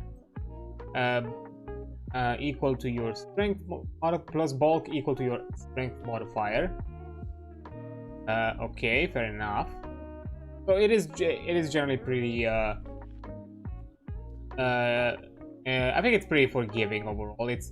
I don't think it's egregious to the level that, you know, I think the encumbrance system is in D&D. At the very least, the baseline one, which is weird because D&D kind of has like this one. It's either really forgiving or it's really unforgiving, because I think the variant encumbrance goes on the other extreme, and there's not really a middle ground of something that, yeah, it has a bit of import, but not to the level where, you know, you feel like everything, even the general things that you're carrying, and even the general parts of your character that has from character creation become a problem. Yeah, hitting the limit. If you are over your fighting weight, and a game master should be understanding regarding this, your maximum proficiency with anything based on a physical ability modifier is skilled, and all your movement speed is halved, so you get some skillful penalties and movement penalties.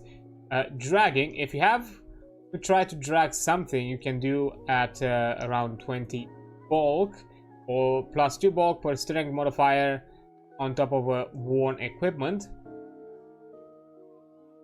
You can't move more than 5 feet per round while dragging something, so you have something, so you have it there as well. Then compensating, a smart idea is to have something or someone or something to lug around your gear, like a peasant, a hireling, or a pack animal. Alternatively, you could have a particularly strong party member to lug your stuff around it. Just drop it as a free action when combat begins. So, you know, have some sort of pack mule. Be careful if the pack mule is a player that might go into danger, because you might no longer find that stuff again. But hey, that's something that it's for you to plan out and to deal with, and if you feel like it's worth the risk, go ahead. But yeah, and then you have terrain perils. Difficult terrain, sometimes moving through an area takes a little more work. These are referred to as areas of difficult terrain. This could be because of knee-deep snow or water that you need to trudge through, or mud or muck that tries to hold you in place, or you need to traverse a boulder-laden terrain. When moving through difficult terrain, each square movement costs double. That means that moving 5 feet requires 10 feet of effort. If you don't have enough movement available to compensate for the increased speed costs, you can't move into a new space.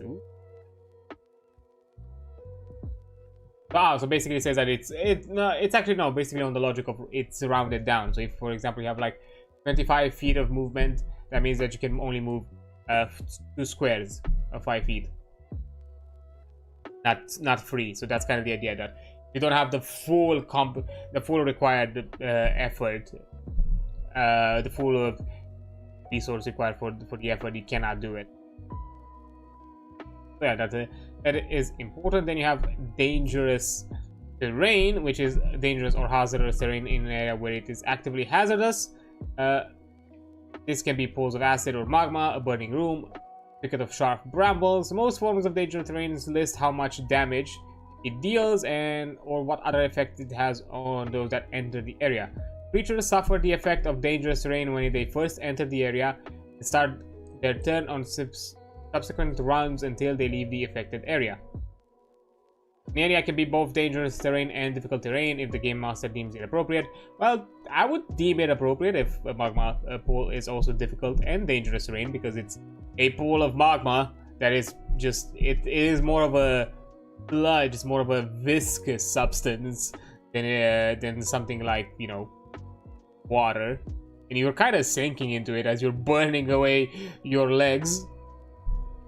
But yeah, and also kind of jumping back to Encumbrance, because I didn't like get my opinion on it. Overall, I think I like the bulk system in the sense that it gives you a more simplified numerical way to think of things, and doesn't necessarily have to, you don't have to feel like you have to math out every ounce or every pound or everything of your gear. Especially for a game like Gestalt, which is a bit more niche and it doesn't have like built-in systems or built-in character creation tools or character sheet managers or organizers like that. Because even we in a Foundry, we basically jerry-rigged the 5e character sheet, so it worked with Gestalt. That's kind of what we did. We discussed about like, would it be valuable will it be possible for us to like maybe create our own system? I was like, maybe, but that requires a lot of effort, and we cannot in any, I personally said that too in the discussion, that I cannot in no term confirm that the development of this would be done by the time we would still be playing the system, and for how long it will take. And it will require quite a lot of focus, especially because some of the scripting languages it requires and uses I am not familiar with, so it would be a lot of like learning, take a lot of learning, and you know, that sort of things. That, who knows, maybe at some point I would look into it, or maybe somebody else a bit more technically inclined can do that, but that is something. But yeah, so yeah, we have I just like it that it's a bit more simplistic in that sense. And it's not so difficult terrain. It's kind of what you expect. It's nothing new. Yeah, it's hard to move around. It's hard to like you know, move around, and you know, with dangerous terrain is dangerous to move around in. It's something expected. It's not something completely new. But speaking of other forms of danger, you also have diseases, which is disease is an infection, but bacterial, viral, magical, or otherwise, because it is fantasy, that can affect a creature. A creature that fails the fortitude save against a disease suffers its effect. During a long rest, the creature can attempt a new save against the disease. If they are successful, the disease ceases. Otherwise, it remains with them until the next long rest. They must attempt a new save against it. Diseases last until you cure them. The vector for a disease is how you catch it. This could be damage, inhalation of dust, contact with a person, and etc. And you even have like some options of diseases. Ashen cough, you know, you're impaired, which, you know, gives you like what DC you have, what is the vector, so specifically how exactly you take it, how exactly you enter in contact with it, and what exactly is the effect for the duration. The Nyxian Death Plague. Basically, in contact with someone that has a Nyxian Death Plague, you're blighted and takes necrotic damage per minute. So, and this is heroic, so yeah, that's basically you're dead. Poltergeist pox, you live under a building haunted by a poltergeist for at least a year. Become confused until cured. Wasting rot. Exposure, okay. You are impaired, okay, and poison damage, fair enough. Waterlung.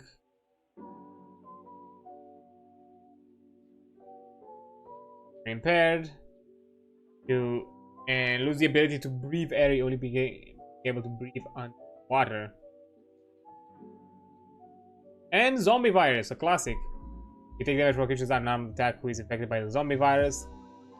Take 1 poison damage per minute while suffering from this. If you die while infected by the zombie virus, you cannot be resurrected. You immediately turn into a viral zombie. Cool. Cool stuff.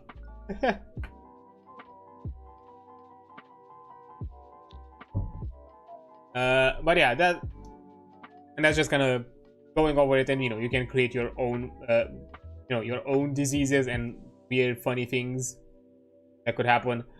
But yeah, that's something that definitely can can happen, and it can be a bit weird. There could be things that can be dealt with that way. But anyways, and a very common way of basically dealing that could happen during exploration is falling. If you are in the air without the means to control yourself, you begin to fall. Wow, science. Immediately fall 500 feet or less. Then that if you hit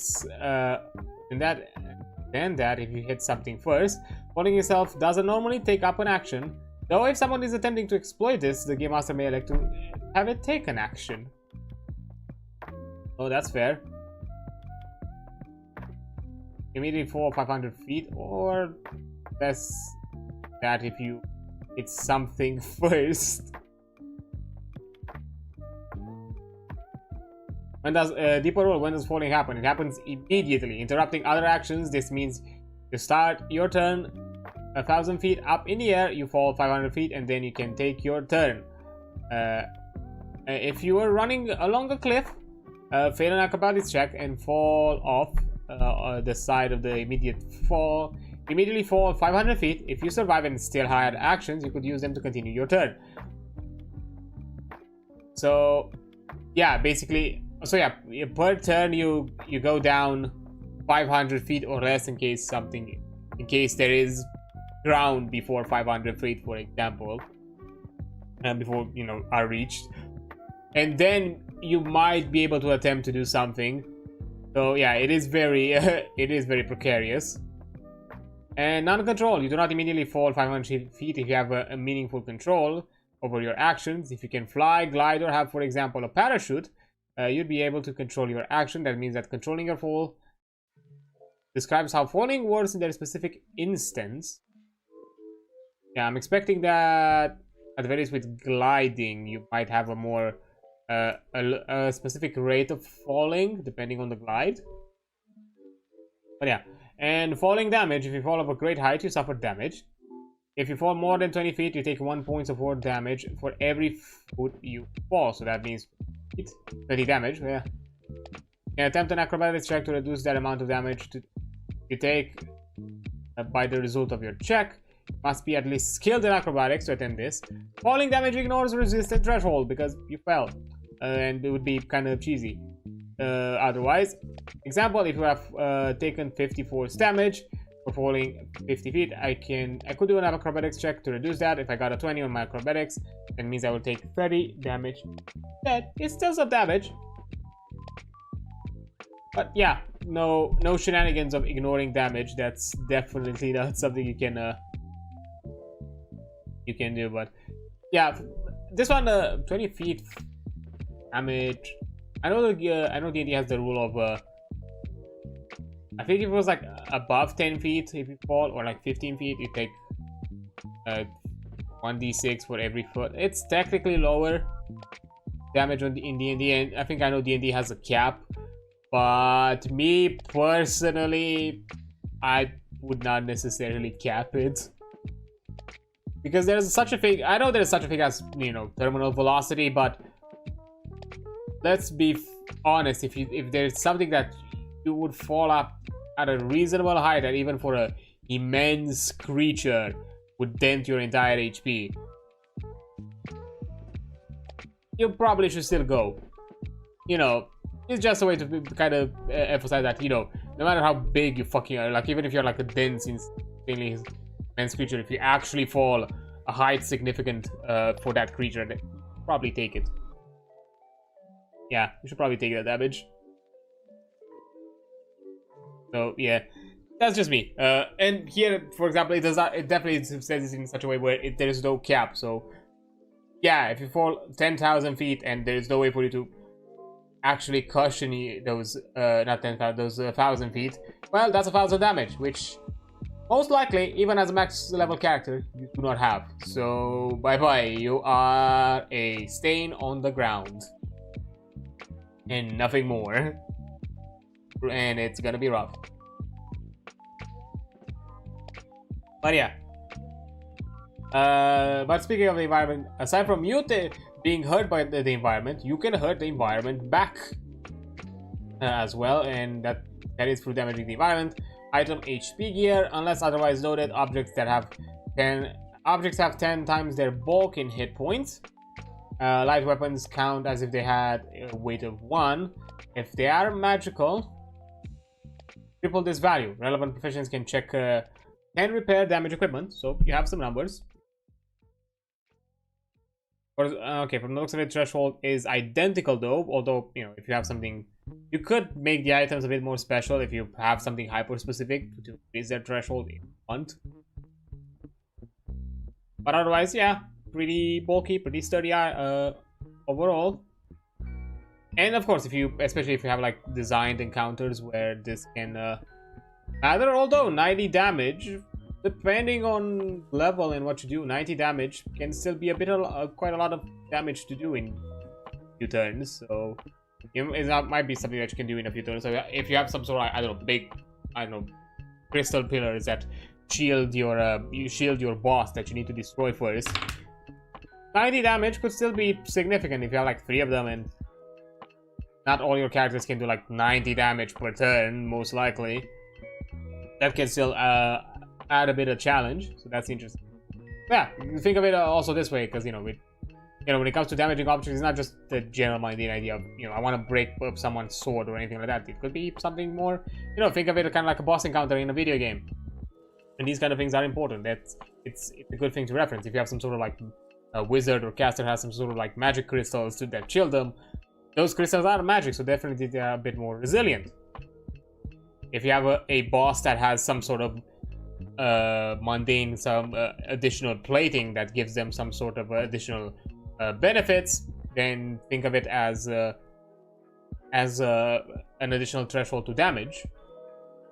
Maybe they have like some, for example, you can maybe do like cold shots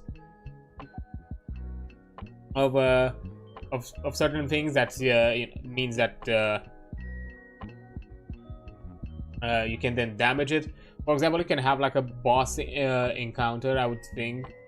Let's say something like a construct, where maybe it has like a feature. For example, it's immune to criticals. Like critical damage does not apply to it, because every component that would actually cause critical damage is well protected.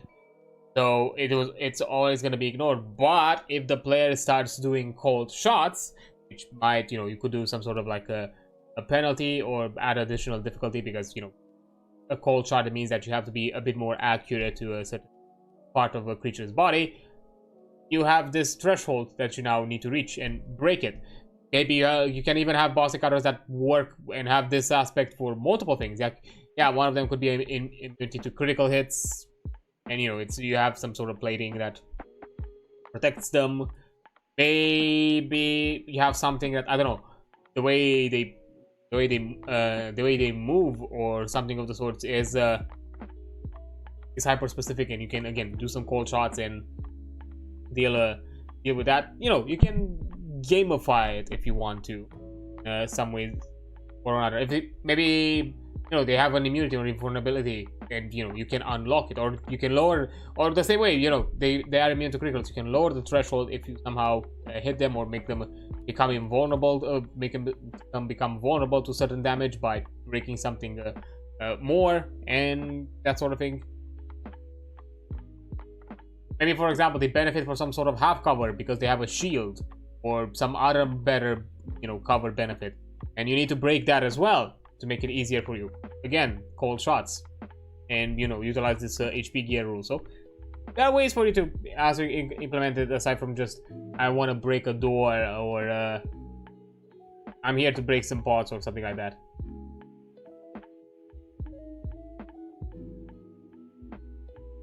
And then object HP. Unattended objects or parts of the environment that have more generalized values use the following chart to give you like a good basis for your decisions.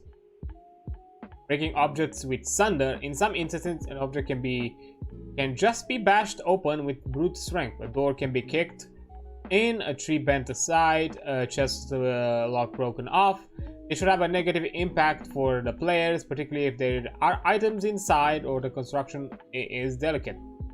Bypass an object by breaking it enough to get around it. You must destroy it fully.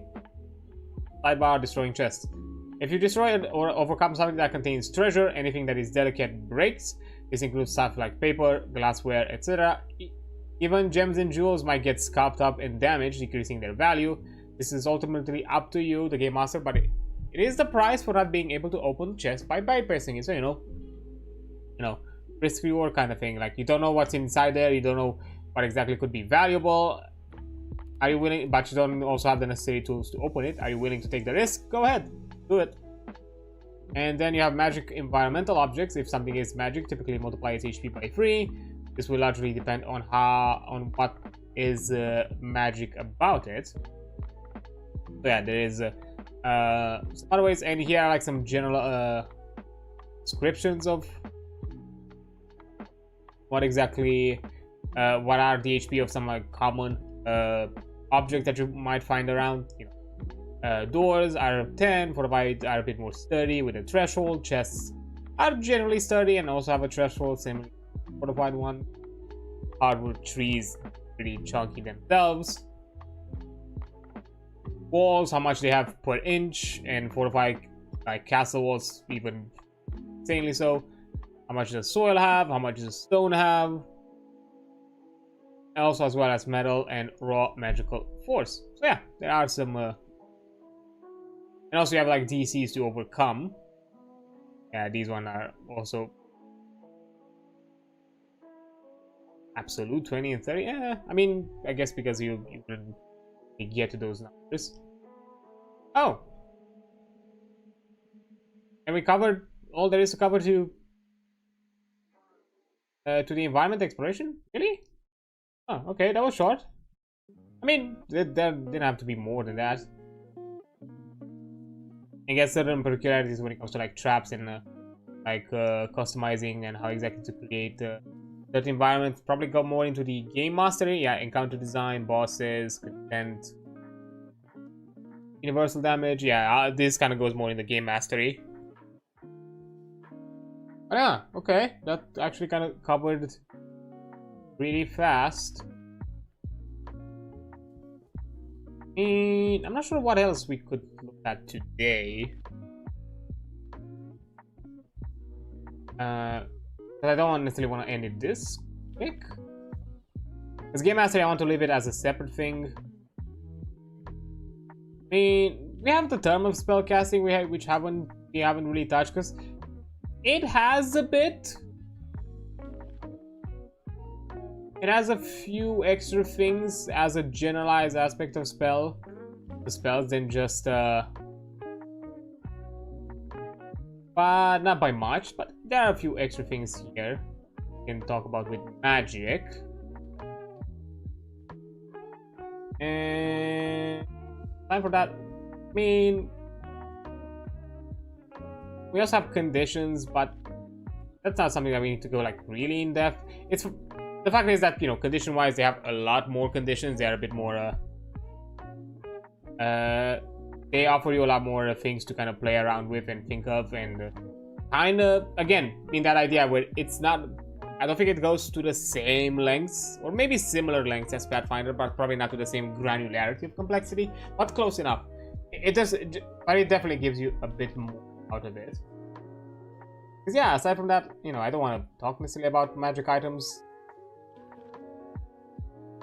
Because yeah, it has like some additional rules and all that, but you know, I don't want to cover absolutely everything because it's a lot, first of all, and I just wanted to kind of talk about like the general ideas and what exactly to expect and what I thought were like the cool aspects of it, or like something that kind of makes it a bit or more unique, or what exactly you could think of.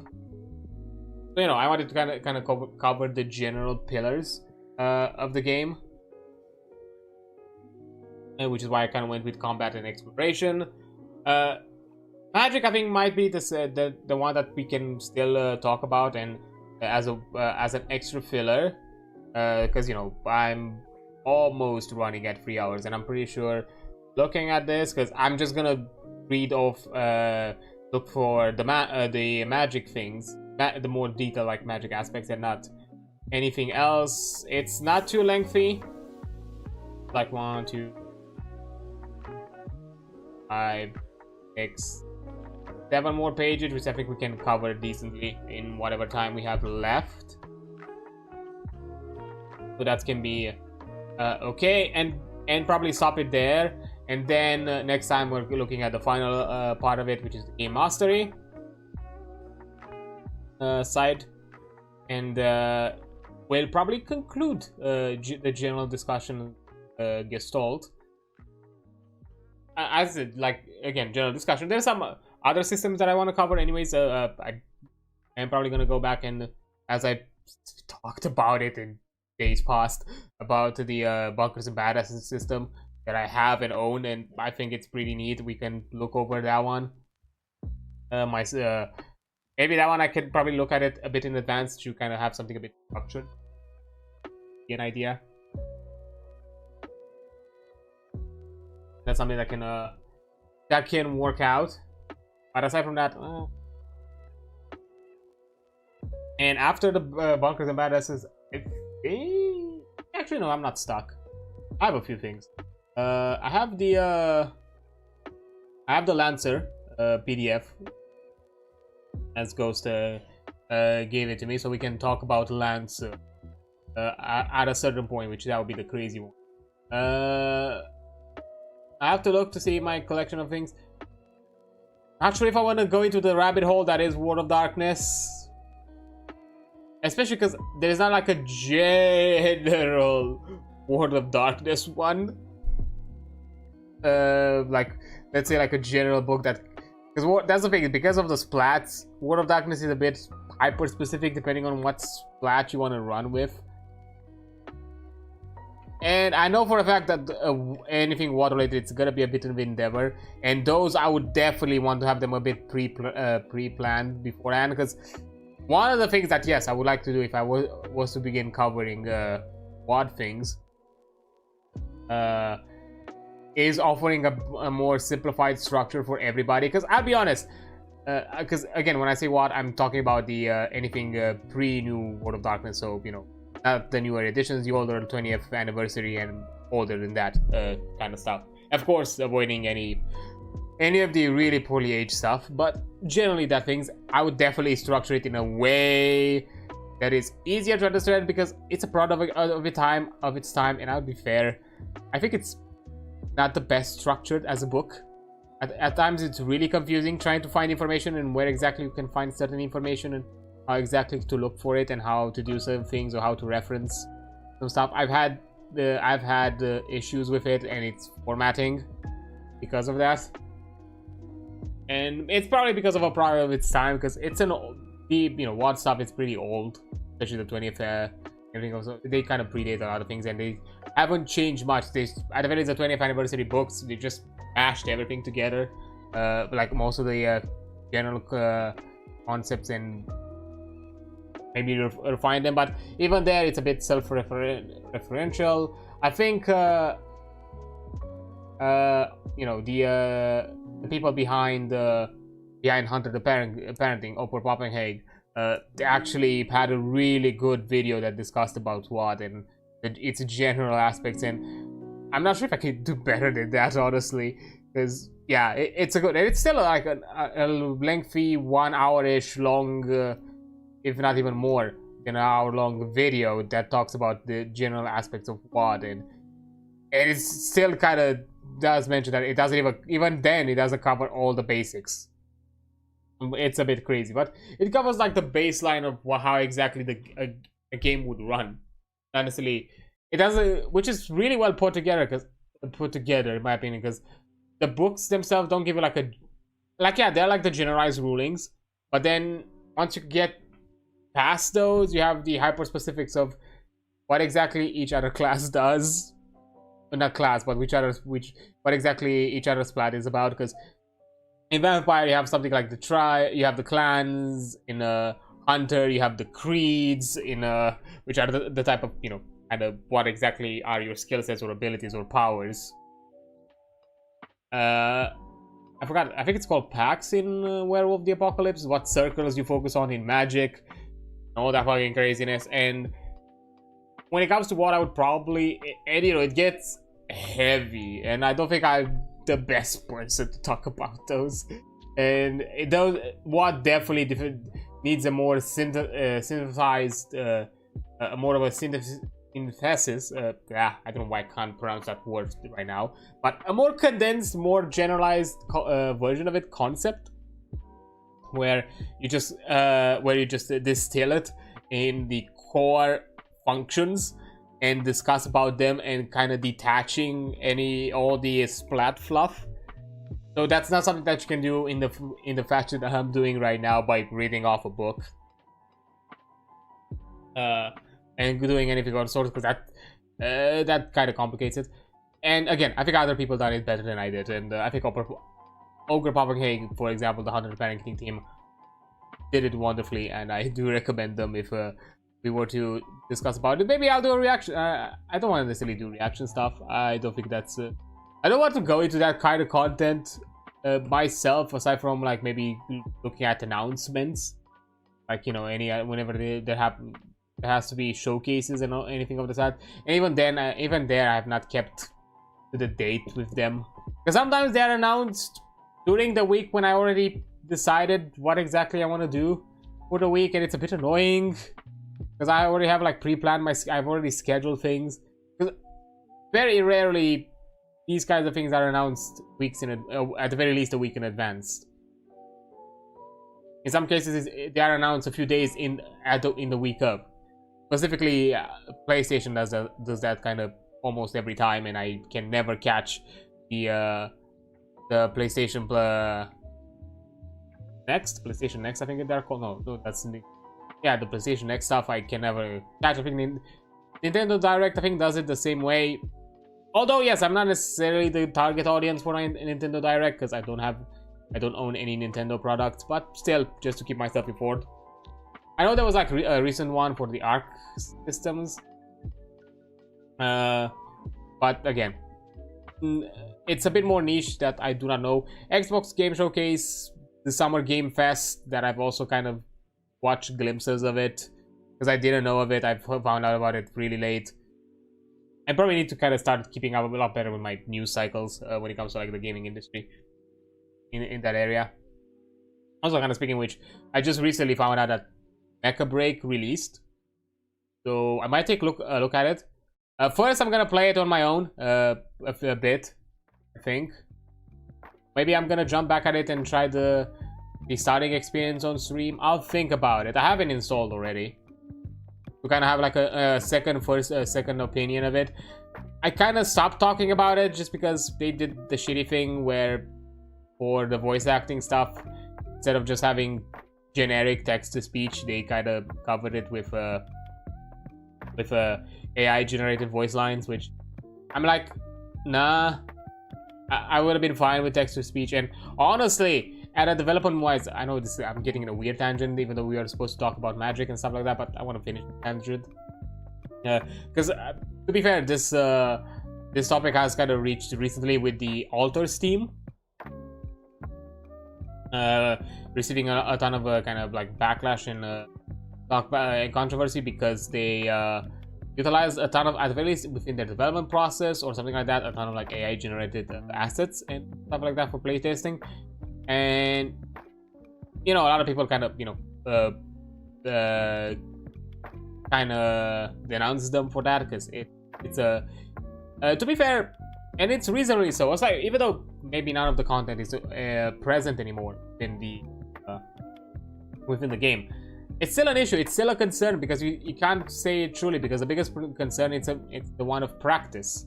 It's more of a work ethic thing, because in general with AI, things are designed in such a way where they kind of look good enough.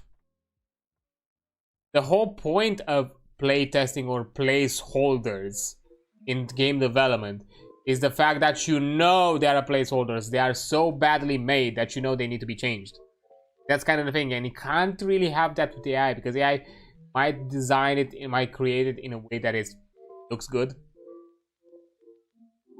And telling AI to just create you a very base, very simplistic placeholder at that point, just do it yourself, because it probably would take the same amount of time you convincing the AI to do the simplistic placeholder.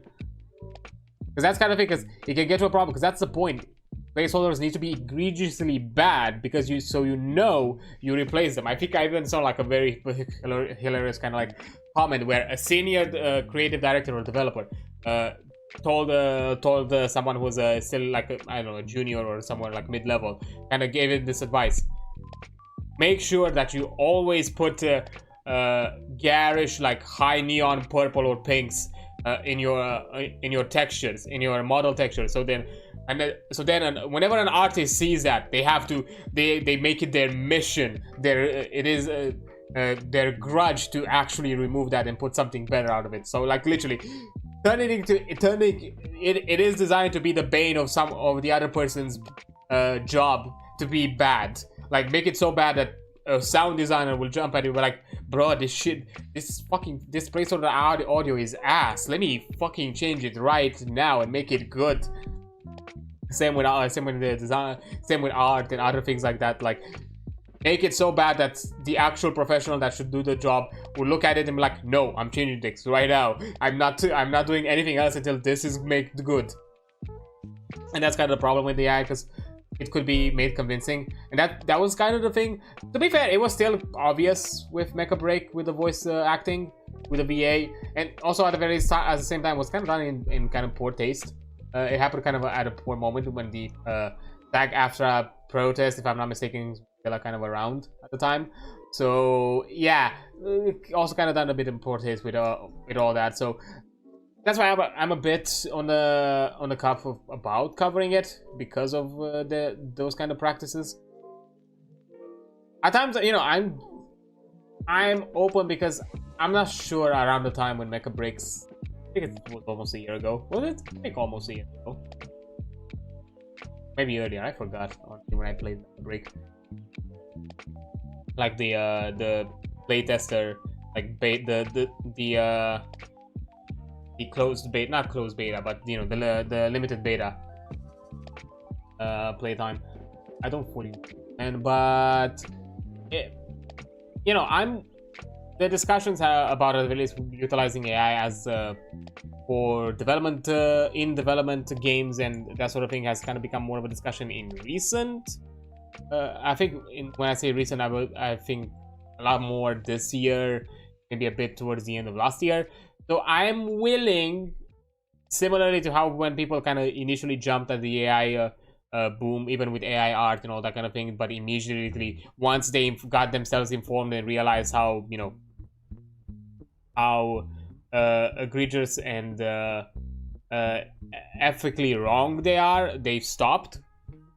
You know, I'm willing to give you know, the benefit of the doubt, not necessarily the benefit of the doubt, but that kind of like redeeming opportunity if they decided that, you know, I'm not doing this anymore, we're not dealing with this, we're no longer doing this, we realize it's a bad practice, we're sorry about that, we're gonna change it. Then yeah, because it kind of showed, because from what I know, Altars, the game made by the Altars team, was highly praised. It was a really good, and I've heard even from dead friends of mine who actually played it, it's a really good game, at the very least in a narrative sense. Not necessarily as a gameplay, but as a narrative experience, yes, it's a really good interactive narrative.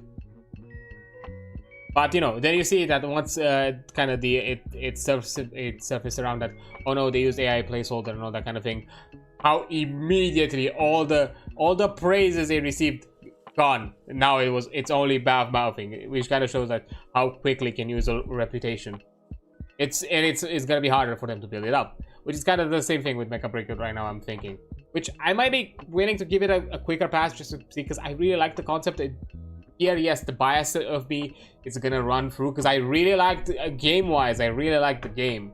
Now it's designed, so I'm willing to give it another chance because it had a ton of good things in it, and see how it is right now as a fully developed form. So I might do, like, at the very least a first bite, like a let's check it once on stream, the starting and the beginning experience, and then we'll see afterwards. Maybe I'll do that.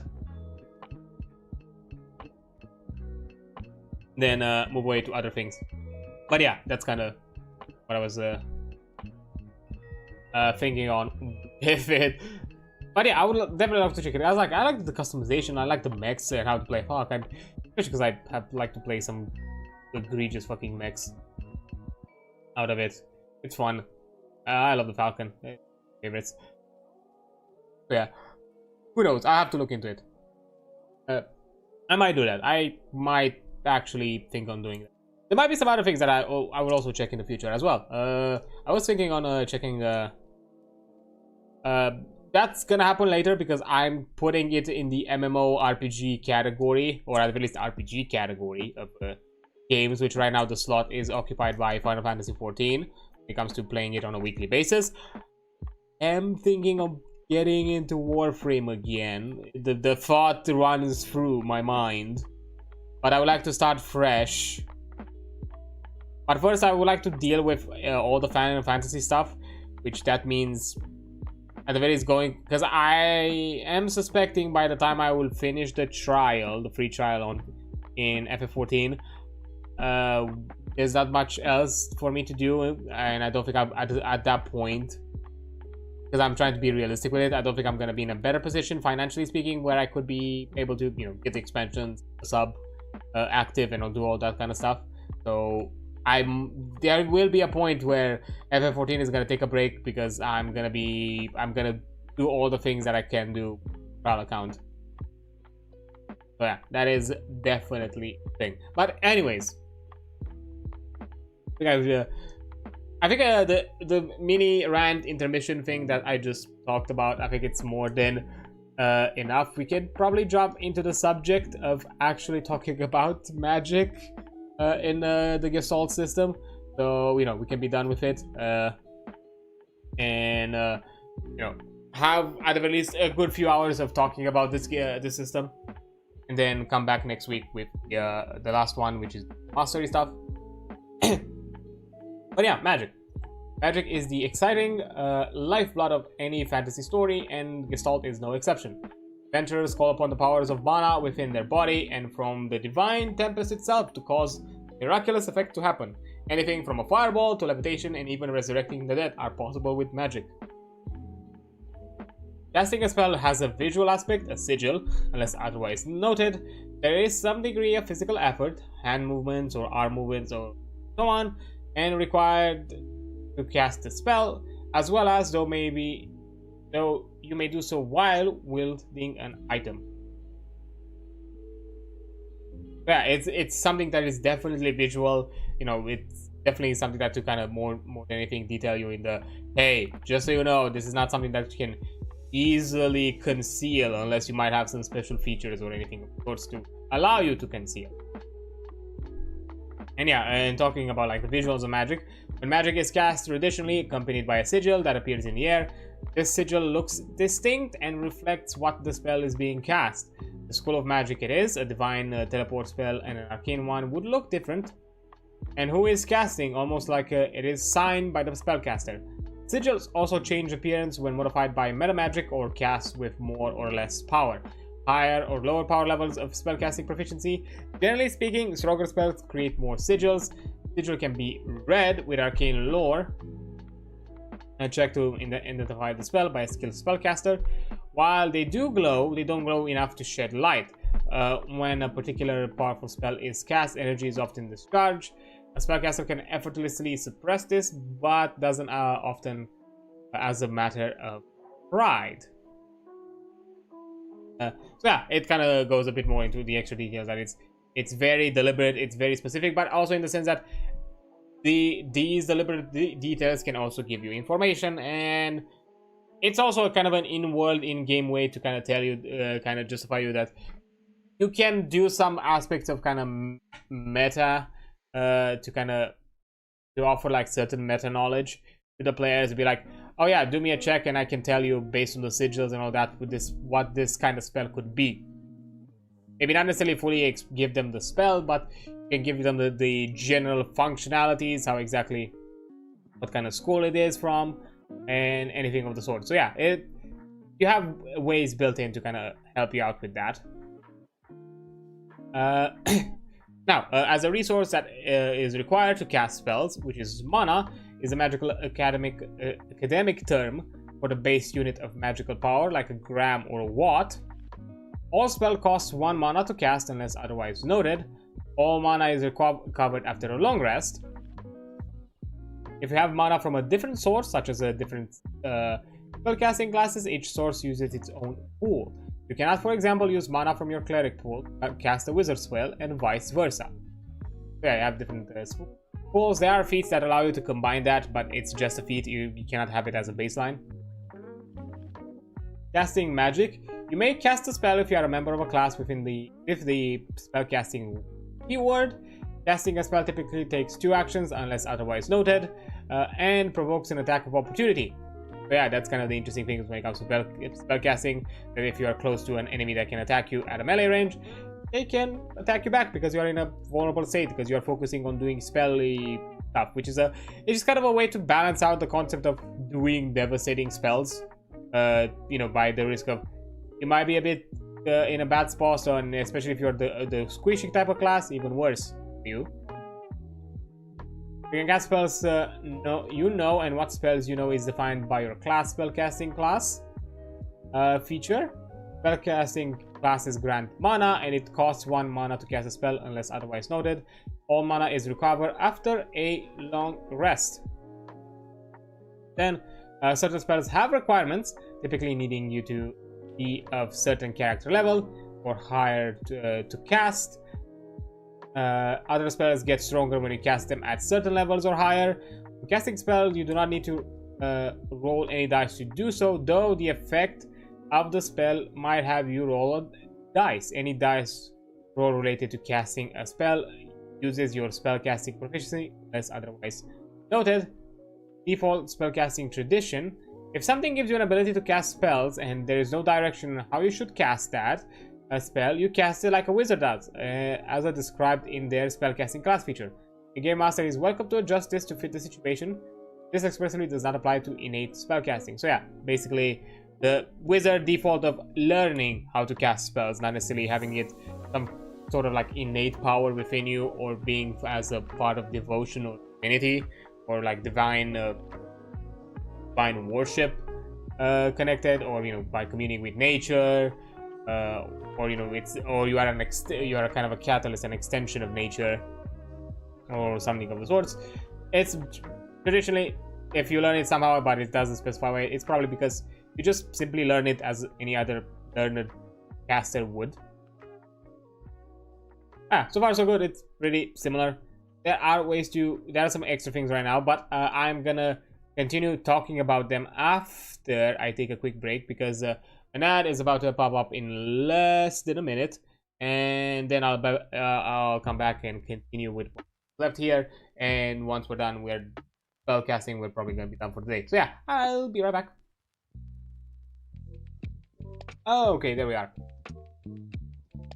So let's continue talking about magic. So we talk about like the general aspect of casting a spell and what exactly it entails in a roleplay and information kind of basis, but what exactly you can do while casting the spell. And you have a few things that can happen. One of them is canceling it. You can take one action to prematurely end an ongoing spell effect that you cast. You must be able to draw a light of sight, or able to draw light of sight and line of effect to the ongoing magical effect to do so.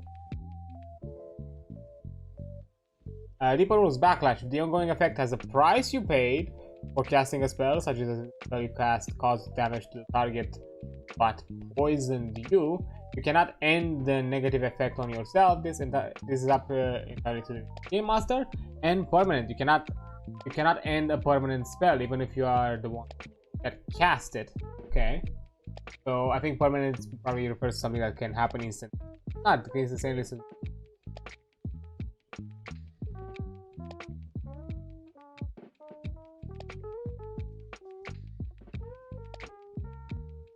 Probably something that has like a lingering. I guess it's referring that nothing that doesn't have a lingering effect or a prolonged effect, I'm guessing. And you also have like spell failure, like a boulder rolling down a hill. Once started, magic is difficult to stop or interrupt. A spell cannot be interrupted or made to fail unless something expressly says it does. The only thing that can stop a spell mid-casting is if the caster cannot continue the action required to cast the spell or completing it. For example, a wizard rogue that is knocked unconscious cannot continue to cast a spell. The same would be true if the caster died mid-spell. So this would represent some interesting narrative options for the game master. Spell interruption most often occurs when casting a ritual. If you take any action other than casting the ritual, it fails. You cannot take a nap or cook dinner while casting a ritual, or sure as heck can't have a sword fight. Spells don't get interrupted by taking damage as long as you're alive, but you can't do anything else while casting the spell. If you willingly take an action that causes the spell to fail, you try to fight while doing a ritual, for example, you lose the mana to use to cast it. If it was outside your control, i.e. died while casting a spell, you don't. So, you know, it's balanced out in the deliberate and undeliberate aspect of it all, I guess. Which, from my understanding, because to be fair, I think I looked into it and I haven't seen it mentioned. Yeah, because of how all of this is worded, and because spell failure is something that is rare, and simple, and canceling a spell is something that only you, the caster, the one who created the spell, can do it. That means that there is no such thing as counterspell. Counterspelling is not a thing in this game. I'm pretty sure, at the very least, not as a spell. If you have it as a feature, it's probably something that you cannot do it too often. Or at the very least, not to the same frequency a counter spell would be used. So, yeah, that's kind of where you stop with it. But, yeah, which, you know, for some people that can be seen as a positive, for some can be seen as a negative. I can understand the frustration of counterspelling and how innately counterspelling can be, depending on how it is ruled and how exactly it is designed mechanically. It really depends on how you play it out at the table and how exactly the rules are designed around it. Because, yeah, sometimes you can get into weird, cheesy situations with counterspelling, because I've done that. I've been in situations where I counterspell the counterspell you counterspelled. And that kind of weird shenanigans of that sort. Like, yeah, it is a bit weird. You can get into some odd places. Of course, but even there, you know, you can add extra rulings, make some things more clear, or at the very least maybe set up some additional ground rules, additional requirements for counterspelling to be done in a good fashion. Like, for example, like let's say the example that I just gave you before with the counterspelling the counterspell you counterspelled. You can just add the simple rule: you cannot counterspell reaction spells because they happen too fast for you to react to a reaction, kind of a thing. So that could be something. Of course, you might get into some like weird other scenarios, because, you know, if that means that you cannot react to reaction, that means that other reactions that are not spell specific cannot also be reacted to. And that again, you have to look a bit into the specifics. That was just a very surface level suggestion, for example. But, you know, you can work around it, but also not being present can make it fun, because at the end of the day, it is about the players also having fun and being able to, you know, cast use the tools that they have at their disposal, those also being spells. And also, this also applies to the game master, because, you know, I'm also can say from the game master seat, I've occasionally been frustrated by being like, oh yes, I have this good and awesome cool spell prep, let me cast it. First player, counter spell. Well, I guess fuck you then. Fine, no spell for you. Yeah, it'll be like that. But yeah, it's something that I think it's absolutely, but I don't necessarily see it as a bad thing or necessarily as a good thing. It's just an option.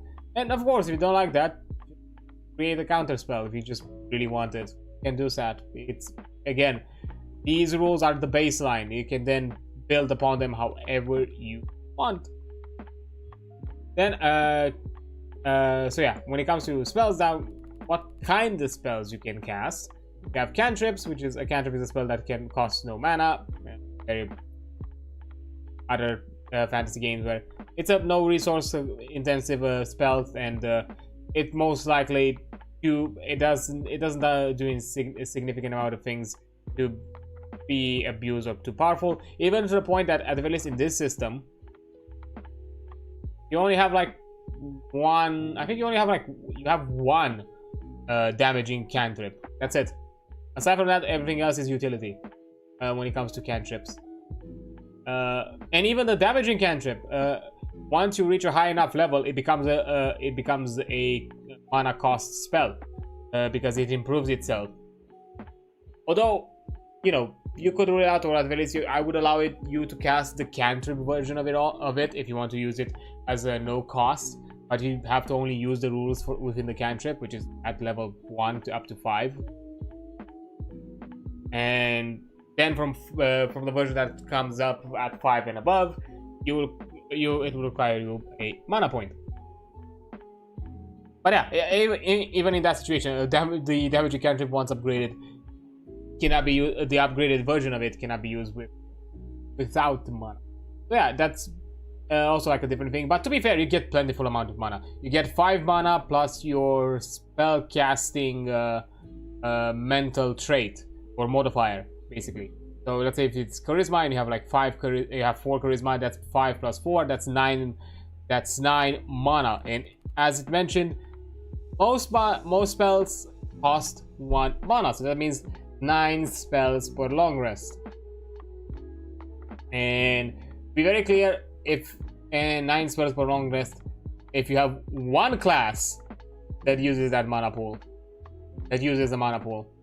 If you have 2 classes that use a mana pool, as it was mentioned, the mana pools are separate. So that means that you could have another. Let's say if you have the next one is intelligence, and you have 3 intelligence, that's 5 plus 3, that's 8 additional mana. So you have 8 mana pool to spend your wizard spells, 9 mana pool to spell, let's say, your sorcerer spells.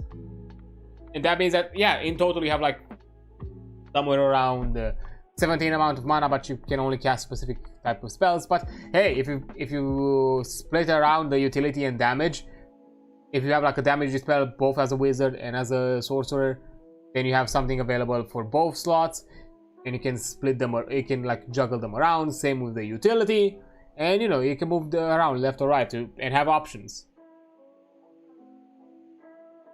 So yeah, believe me, when it comes to mana, you are not really lacking it. So that's not gonna be an issue.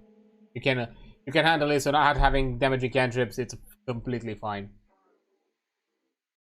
And also, you know, it kind of puts you on a similar playing field with the martial classes. That's also something that I can see it as damaging, because you know, even cantrips can outperform martial classes with their usual damage numbers, especially at higher levels.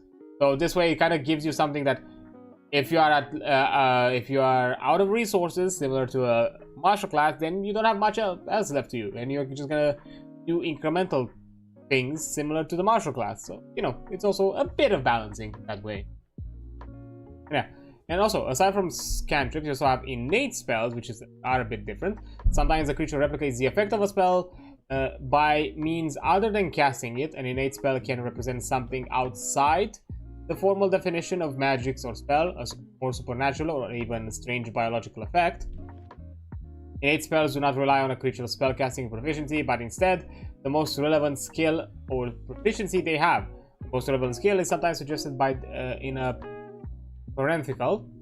Use this proficiency to determine the DC of the innate spell, and you can use this skill in place of spellcasting if the spell allows you to roll a spellcasting for effects such as magic. Innate spells do not require mana to cast, and having one doesn't grant you mana. They expressly do not work with abilities that require expenditure of mana. So in most cases, this spell innate spells are probably something like a cantrip, or if it is a mana cost spell, probably nothing too significant to cause it. For example, once per day you may spend 5 doses of medicine to cast Resurrect as an innate spell, with a medicine check. Oh yeah, it could also be some sort of kind of flavor way of interpreting certain spells into actually being more of a actual physical effect, like, you know, and here, you know, 5 doses of medicine being like, oh yeah, you're actually performing some sort of a medical procedure, to try to resurrect them. You're not actually casting spells, so you're using maybe some sort of some other form of resource or something else of the sorts, and then but you utilize the rules of the spells to determine what the outcome.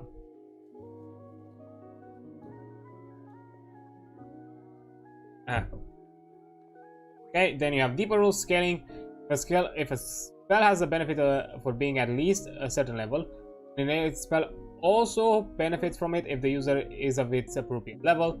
Multiple ability modifier skills. If a skill has more than one ability modifier tied to it, use the highest of those abilities for your character. Use the highest of those. For example, acrobatics uses strength dex. If the innate spell is tied to acrobatics and you have higher dex, you can. So you know, use them to your advantage. Sidebar: intelligence and magic. There is some variance regarding if magic requires sentience to be cast. Things like divine magic and even nature magic do not, so long as the divine tempest in nature, the storyteller, or even some other patron says that the creature can have it, they can. Arcane and physics magics require some kind of intelligence, though normally sapience, if not sentient, to cast. Weird magic, it's its own chaotic mess of unintentional self-contradictions and idiosyncrasies, so any definitive statement is impossible to make. Which we're gonna get to it, as you can see here in the other corner, which is the types of magic.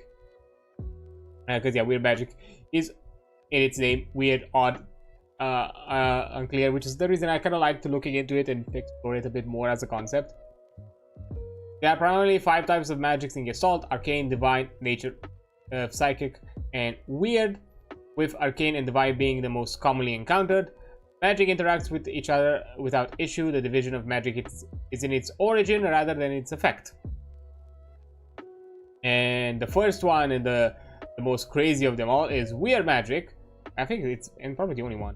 Yeah, it's the only one because it's the only one that requires some extra asterisk about it, which is weird magic. Magic drawn from the entropic plane of destruction, also called as the nothing, is a very dangerous magic. Whenever a character casts weird magic, they must roll a 1d20. On a roll of a 1, there is a crack that breaks reality, letting in something of the entropic energies of the nothing. Weird cantrips do not risk causing cracks. Oh, interesting. I actually never read that ruling. Well, shit. Did I? Actually, no, I haven't cast any cantrip. To be fair, weird magic barely has any cantrip. Indeed. Barely has any. At the very least, it has a few. Actually, yeah. Weird magic has like 2 utility cantrips and a technically third one.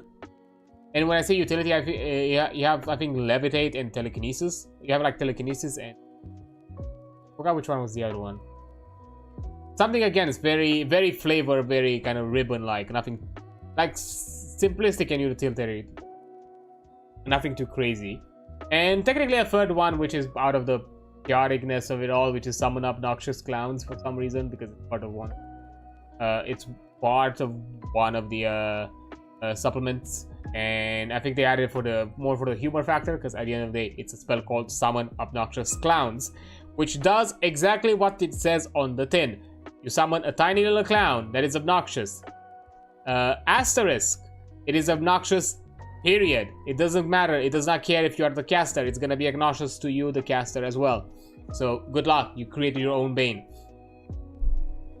So, yeah. But, you know, that's kind of it. I think it's like, yeah, that's it. Like 3, because I remember when I did the spell list, there are 3 cantrips. That's it.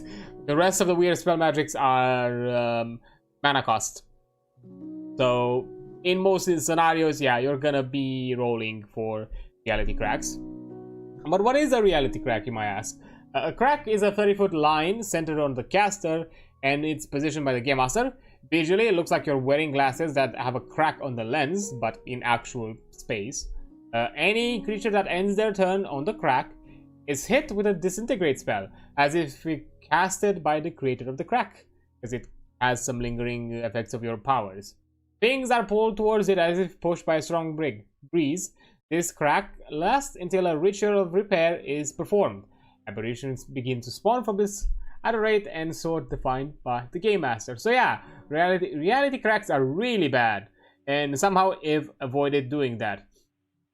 I was really lucky. To be fair, as I said, the Void Touch Sorcerer is a heavily light version of the Void Mage.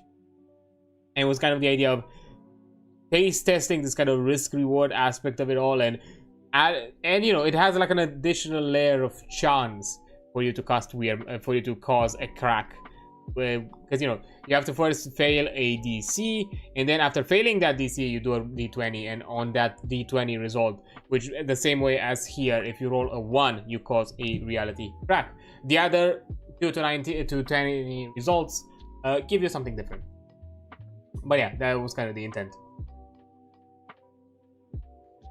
to kind of give you a taste test, but without getting into the heavy implications and requirements that a Void Mage is, because it's a class that requires a lot of established things and how exactly the campaign is going to run, because you are a character that is going to be widely viewed as a threat, because you are someone that plays with this chaos at a way that you should not do it, and it's not okay. But yeah, then you also have a ritual to repair reality.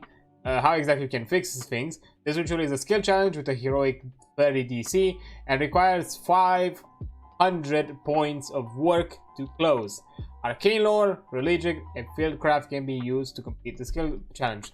500 points, if I'm not mistaken, that means that if you do a roll, you add the total result number to that point list, or at the very least you can consider the 500 points as an HP amount, and you cut it down. And once you reach 0, then the ritual is closed. But until then, everything is in danger, yourself included, because it's gonna be close to the crack trying to repair it.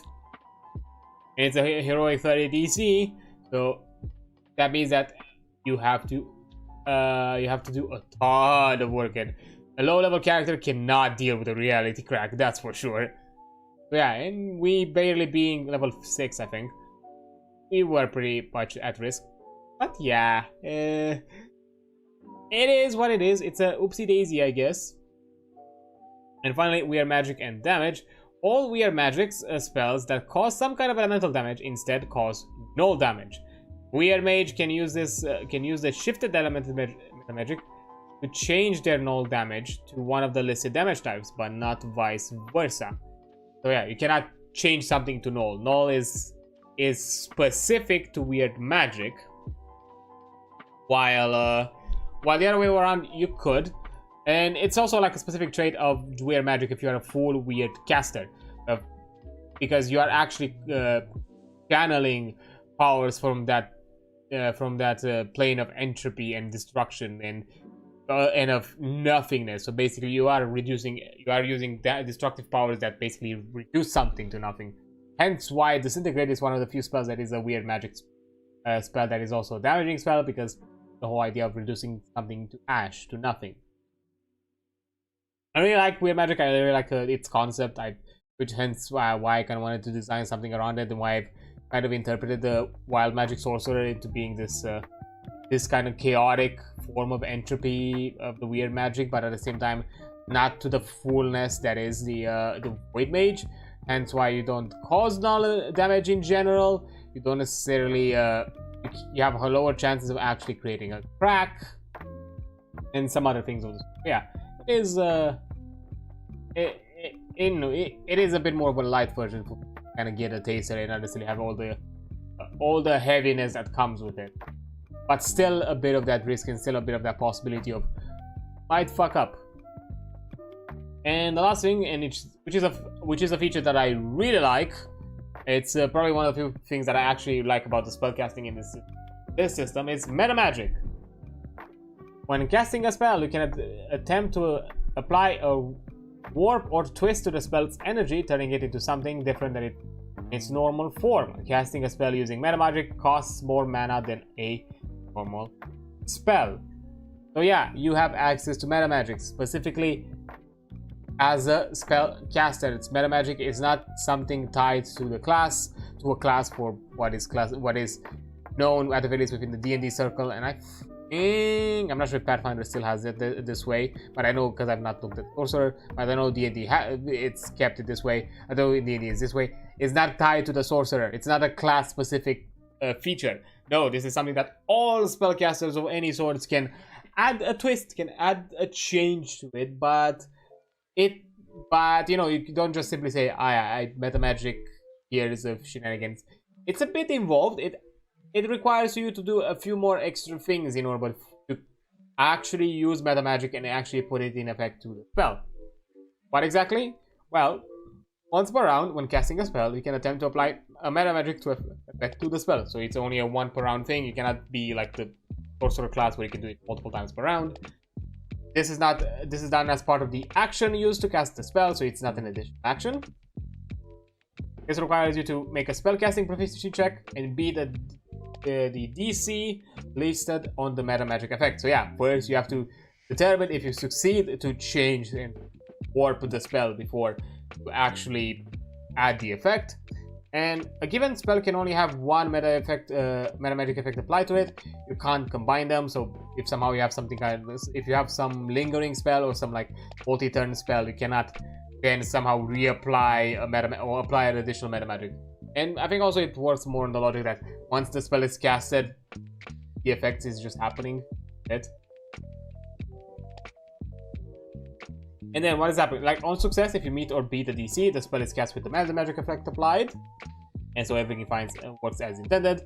On failure, if you get lower than the DC, the spell cast without the magic effect applied. Additionally, the spell goes horribly awry if and you take your level in magic damage. So yeah, there is a risk reward to it. You might get a bit of ouchies if you fail to the Metamagic. So, and especially if you look at what type of DCs you have, you could risk a lot by failing it. So yeah, way down your odds with it. And with other Metamagic topics, learning Metamagics, a character knows how to use all Metamagics so long as they are at least skilled in spellcasting or arcane lore, because you know even innate casters can to some extent use Metamagic. I'm guessing in my opinion, if it has some sort of like cost, like how we were given that example using 5 medicine doses to cast Resurrect as innate, increase the cost in a similar way, kind of add those effects. But yeah, Metamagic rituals, you cannot use Metamagics on a ritual spells, so it's something that's only on action spells. Metamagic cantrips, a cantrip can be modified by Metamagic, however, doing so generally has a cost. As Metamagic increases mana cost, if cantrip has a cost greater to it than 0, it loses the cantrip keyword. So yeah, it no longer becomes a cantrip, which might be relevant in certain situations where that keyword needs to be used for something. But yeah, you can no longer use it no longer is considered a cantrip once you apply a Metamagic to it. That's basically it. It's considered a spell. Metamagic and invocations and innate spells.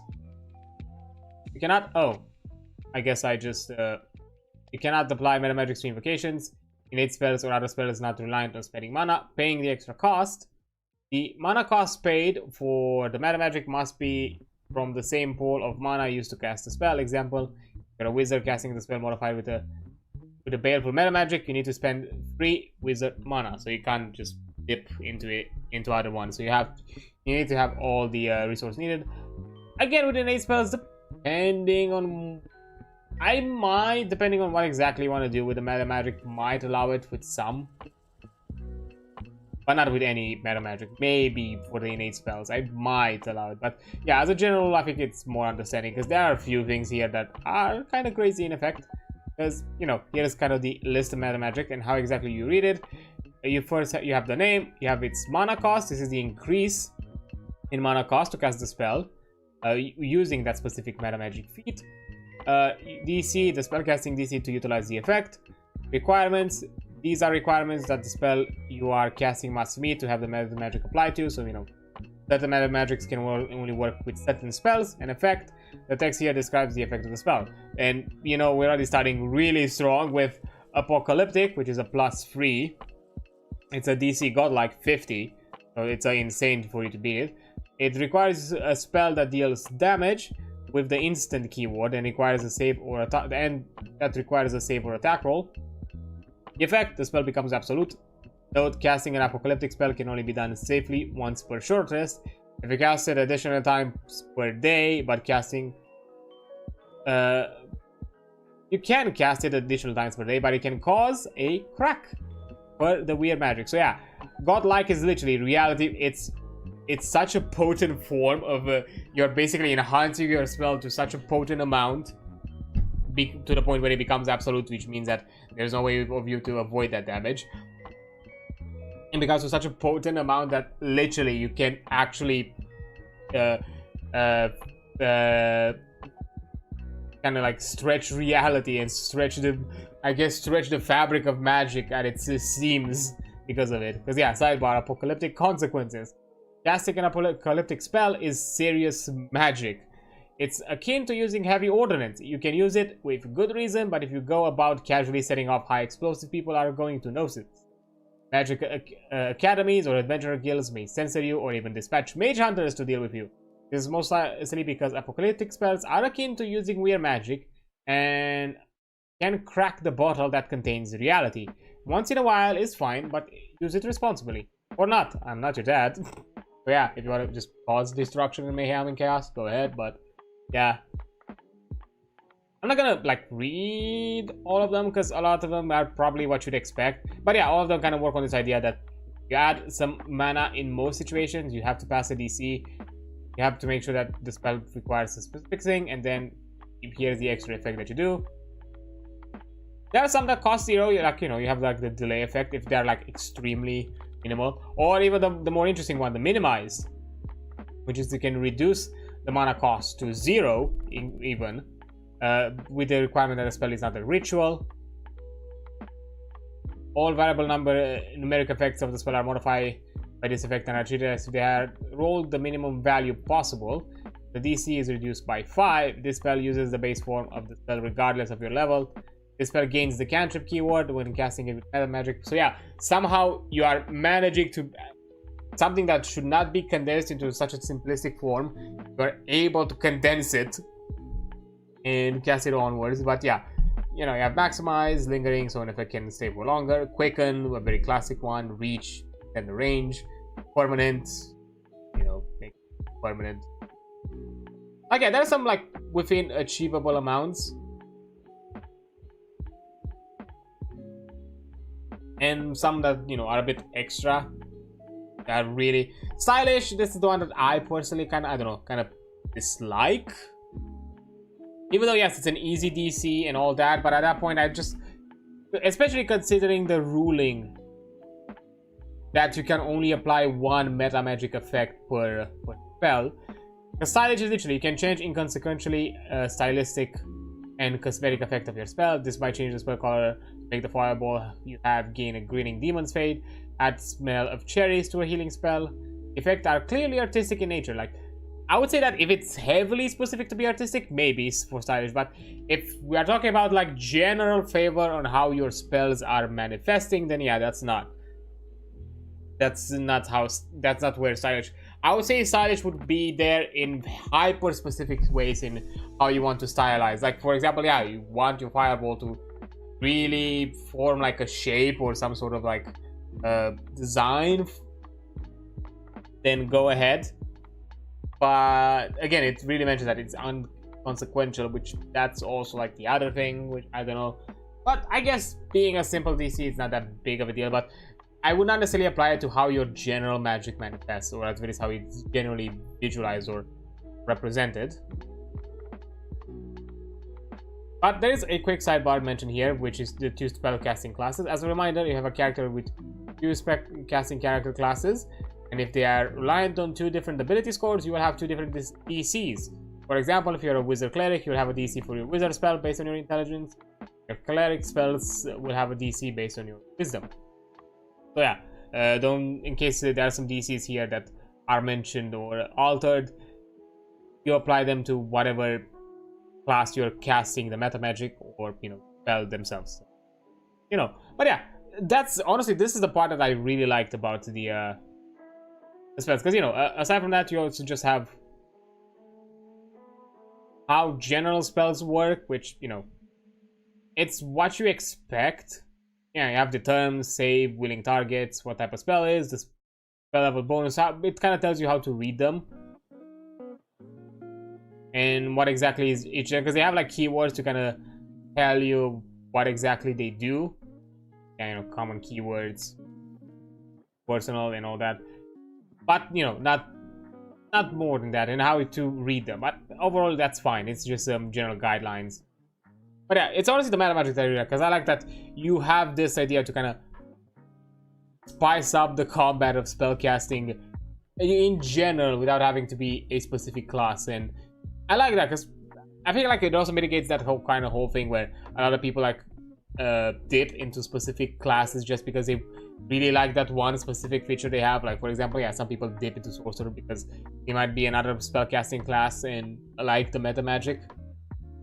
Even though just 2 dips in Sorcerer is not enough, it might require a bit more than that. But, you know, you could have some extra things that you can add to it. Or, you know, depending on how you balance it out, it can still be useful. And so, yeah, having this as more of a generic way of, no, forget that whole thing of jumping into a class just because you like that feature and feeling needed to do it. Especially they probably did this specifically for Gestalt, because I think they kind of realized that if they kept it to one class, a lot of spellcasters would have probably always, or in most situations, picked that class as one of their 2 classes if they had a secondary spellcaster class that they used. Just so they can get the this benefit, which is really useful to them. So yeah, I think going to the decision that Metamagic is a thing that any caster can do it is wonderful, and honestly, it's a lot more fun. It opens up a lot more creativity and fun times and crazy things, as you probably saw, because of how Voltaire was built in the Gestalt campaign. He was able to succeed high DCs pretty easily. So yeah, he was able to do, like, you know, apocalyptic level of DC because of that. But yeah, that'd be a big reason. But yeah, that's kind of covers also the general magic of it, and also one of the things that I kind of liked about this system. And I think lastly, yeah, it's gonna remain for next time for us to look over the game mastery side of it. You know, to look now behind this, to look at the person that stays behind the screen and see how exactly all of this is designed, and what exactly kind of suggestions they give you and guidelines and all that. And it seems like it's pretty pretty detailed. There's quite a few pages about it. So from 87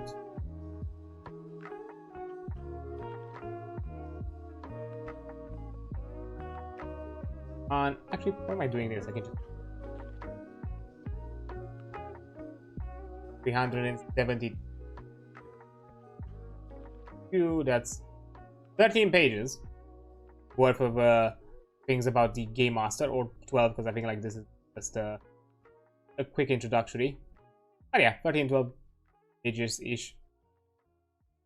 Yeah, that's really good. That's really nice. So yeah, that's probably something we're gonna look at next time, and probably the last thing I'm gonna cover for Gestalt, which I do enjoy. At the very least, for the player side, honestly, the part of the player side that I really like is that it gives you a ton of options. It gives you a ton of it gives you a decent amount of customizability. So your character will feel unique. Your character will feel different than any other. Like, yeah, maybe 2 players are a cleric, but maybe one is a cleric rogue. Maybe one is a cleric wizard for some reason. That already in its own right creates some different perception how exactly each sees their practice or their divine craft, and you know, and all the other aspects of honors, how exactly the skill checks are made. You know, the idea that, you know, you can add a bit of your own signature. Maybe Metamagics for you are something that you do as kind of a bit more of a signature thing, where you like, or depending on certain playstyle, maybe you like to constantly use like quicken Metamagic spells because maybe you are a bit more martial focused, so that kind of opens up a playstyle. Even in the martial focus stuff, you have a ton of ways to mix around and find different things that are interesting to you and could be fun. And especially as the more supplements appear, you have more and more variants and more interesting themes, and even some wacky ones. You know, from being a butler to fencers to some sort of like a acrobat, or I don't think it was like acrobat. I think it was magician, and to even other sorts of weird, more wilder, crazy concepts. There is also, you know, I think it was like a smaller, shorter supplement. I think it was done more as in fun, in kind of tongue-in-cheek, with the shotgun wizard, which most, I think even the creators kind of consider like, you know, take this for what it is. It's mostly a joke. Don't consider it like something heavily ingrained into a serious, you know, class or concept character, but just, you know, you have it there because I think they did it for like an event or charity thing or something like that, and they kind of designed it for that. So, you know, still fun things, fun little things like that you can see. And yeah, the player has a lot of options, a ton of options in both penalty, both, you know, both things that can weigh risk reward. So that's really cool. So, and at the same time, great, interesting, definitely powerful characters, and everyone can feel unique or special in their own way, or at least bring their own distinctive thing to the table and to the group and to the party within the world. So yeah, I honestly do find it fun. I do find it as a way to, and especially for, you know, as I said, competition and variety is good, and this kind of being an interesting in-betweener, kind of, because that's again how I kind of see it, as an in-betweener from Pathfinder. It kind of opens up this kind of like transitional thing, especially for us, because it mostly happens within the D&D community, of people being kind of clutching hard onto that game and be like, no, this is the only system I play.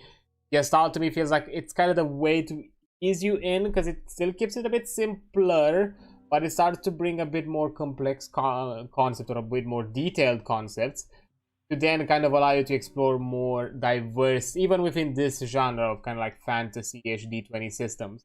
Of, you know, you can explore, can definitely then maybe be willing to explore Pathfinder, especially now that from Gestalt to Pathfinder you'll find even more common ground than before, especially because, you know, they run through the same free action economy kind of resource base, and anything of the sorts, and some similar themings that also are present in Gestalt and D&D are also present in Pathfinder. So, you know, good transitional, and, you know, for any other like D20 systems out there that might run into similar things, well, it's really nice to have. So yeah, I honestly, at the very least, for like a transitional, like, hey, let's have a quick, even like how we did it, just having a couple of sessions, or a fun time with just kind of exploring this setting, this system and setting, and kind of play around and see where exactly we go on with it, was fun. And I feel like at the very least, for those who are a bit at the beginnings with their ttrpg experience, probably a really good bridge, as obviously we then jumped into Pathfinder, which is more closer to what this is, which is also pretty close to what this what Gestalt is, or the other way around. Gestalt is also decently, it's somewhat close to what Pathfinder is. So I feel like, yeah, it was a really good transitioning period.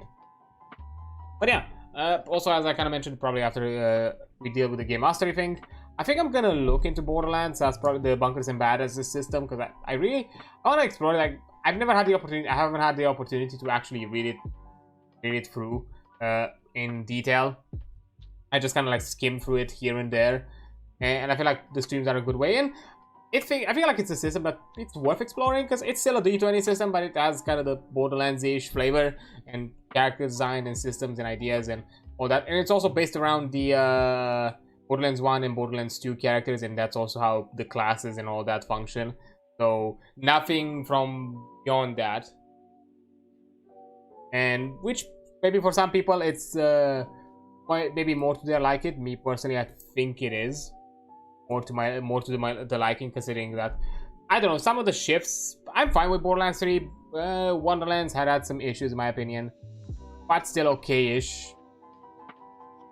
Maybe some concepts of Wonderland can be brought into the Bunkers and Badasses as more like general systems over mechanics, but not necessarily as just because for example, you don't have like a melee system, and Borderlands technically has one. It's not an amazing melee system, but it has one. So I was like, maybe having like melee options would be interesting.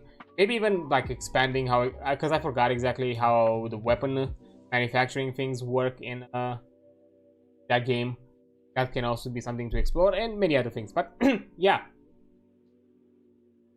Anyways, that's kind of it for me. I think that's a good spot for me to stop, because I don't. From after this point, it's gonna get a bit lengthy, and I don't have any other subjects to talk about for the Gestalt, aside from like jumping into Game Mastery, which is a lengthy one, and I would like to just have it exclusively covered. And aside from that, there is nothing other more generic that we can, because from this point on, we're getting into the into the more specifics, and those I think like are something that you as a player or as a game master should explore it yourself, like, you know, the classes, the cultures, the lineages. And what items you have, what skills you have, and all that. Those are the small granular things. I wanted to look at the more broader parts of it, or, you know, what spells you have available, and swords, you know, what equipment and items or magic items. Yeah, I don't feel like there is any need for me to go more than that. So yeah, Game Mastery is gonna be the last thing I'm gonna look at next time, and then we're gonna jump into something different. So yeah, I guess this stream has been a bit shorter, still within considering my entire streaming history, within a runtime that I usually do, anyways, at the very least. So that is okay-ish in my opinion. So yeah, and we'll have to see. I don't think I'm gonna anytime soon get to a point where I'm not gonna have some RPGs to discuss about. As I said, Borderlands is still gonna be one, so at the very least out of that, I'm still gonna pull off some streams. Lancer, definitely, because I have the PDF. There might be some other ones that I have. I'll have to check my backlog of things that I have access to, that we can look over. As I said, what is probably not gonna be one of them, though. Unfortunately, it's a bit insane. I'll have to look to see if I have anything else that I could look at or think of. And then I don't know, because yeah, after that, that's a possibility that I'm gonna run out of what I have to talk about, and who knows, maybe from that point on, the streams are gonna shift into, until I'm able to get a new system or something, a new subject to talk about. I might shift into some other things. I thought about maybe if I should get into maybe the D&D news cycle, and maybe talk about some of the D&D changes, or like Pathfinder things that are happening, or anything else in that ttrpg scene. I don't know, I think like a lot of people do at the very least the D&D part of it, and even within the VTubing space, there are people who do that already. I'm not sure within that niche if I have something different to cover there. Maybe I have, we'll see. I'll think about it. But, you know, I would consider talking about it, because I not necessarily, yes, I moved a bit away from D&D, more in the sense that, at the very least, as a game master, it's not something that I want personally to explore heavily. I might jump at it at some points here and there, but not something that I want to do 100%. I would like to explore other things, both as a game master and as a player, in other areas. You know, I'm also thinking on some other systems, like Cyberpunk Red is another one. Currently, I don't own the entire thing, so can't really talk about it. Of course, I want to get back to Daggerheart, as I mentioned with the Fund-a-Fund, unfortunately, because we haven't reached that funding amount. I cannot get it anyways, and to be fair, right now I can't buy it anyways because it's out of stock in the EU shop. Because I want to get the physical version, of course, because it also gives you a PDF if you buy it from their shop. Get double benefits as part of the pricing. So, you know, that's kind of the reason. And yeah, it's difficult, and I don't want. Yeah, it's not like I would have been able to get it anytime soon if somehow the Fund-a-Fund would have been successful. But to be fair, if I would have reached that amount of money, I think I would have still been doing the Fund-a-Fund right now. But anyways, again, failures are failures. It's fine. I'm learning from them. But yeah, there's gonna be a point, not immediately soon, probably in a few months from now, where I might be out of ttrpgs to discuss, and right now, how things are, I don't really, or I can't really afford, or allow myself to allow myself to do anything else but cover my expenses, as you can see here. But yeah, maybe it's gonna be focused more into, or maybe gonna focus more into like the home brewing section, or maybe I'll do some other like special streams about it. I'll think on it, we'll see. But yeah, that's kind of the general thing that I kind of wanted to talk about. I think at this point it's a good spot for me fun and see who have trade out there. Be somebody who does something RPG related at the very least, not tabletop. Okay, let me think.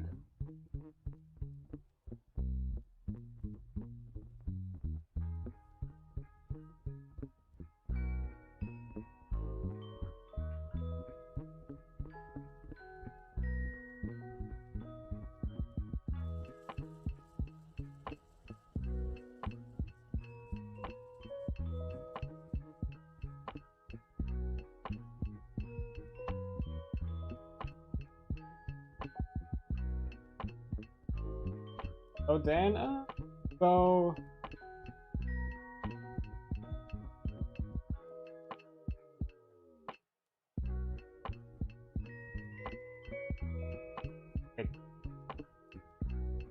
I know somebody I want to go at, but it's no longer there. Fuck. You might have just ended the stream, damn it. Oh! Actually, I have something RPG-ish. Related? Yeah, why not? This works.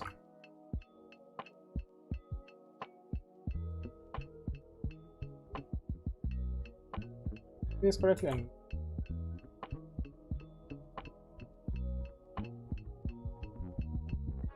There we go. Get her name.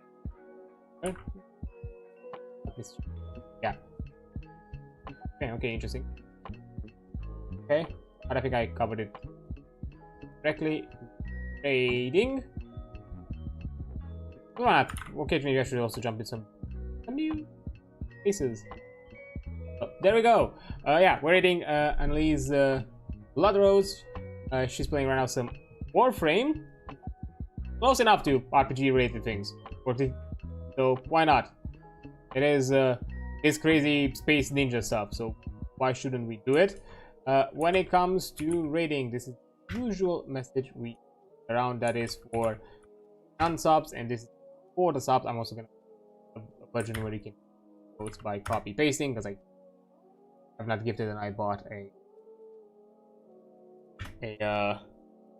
sub because I can't afford to do that. Unfortunately, that money should go somewhere else. But yeah, that's where we are going. But anyways, tomorrow we're checking some 9 souls again.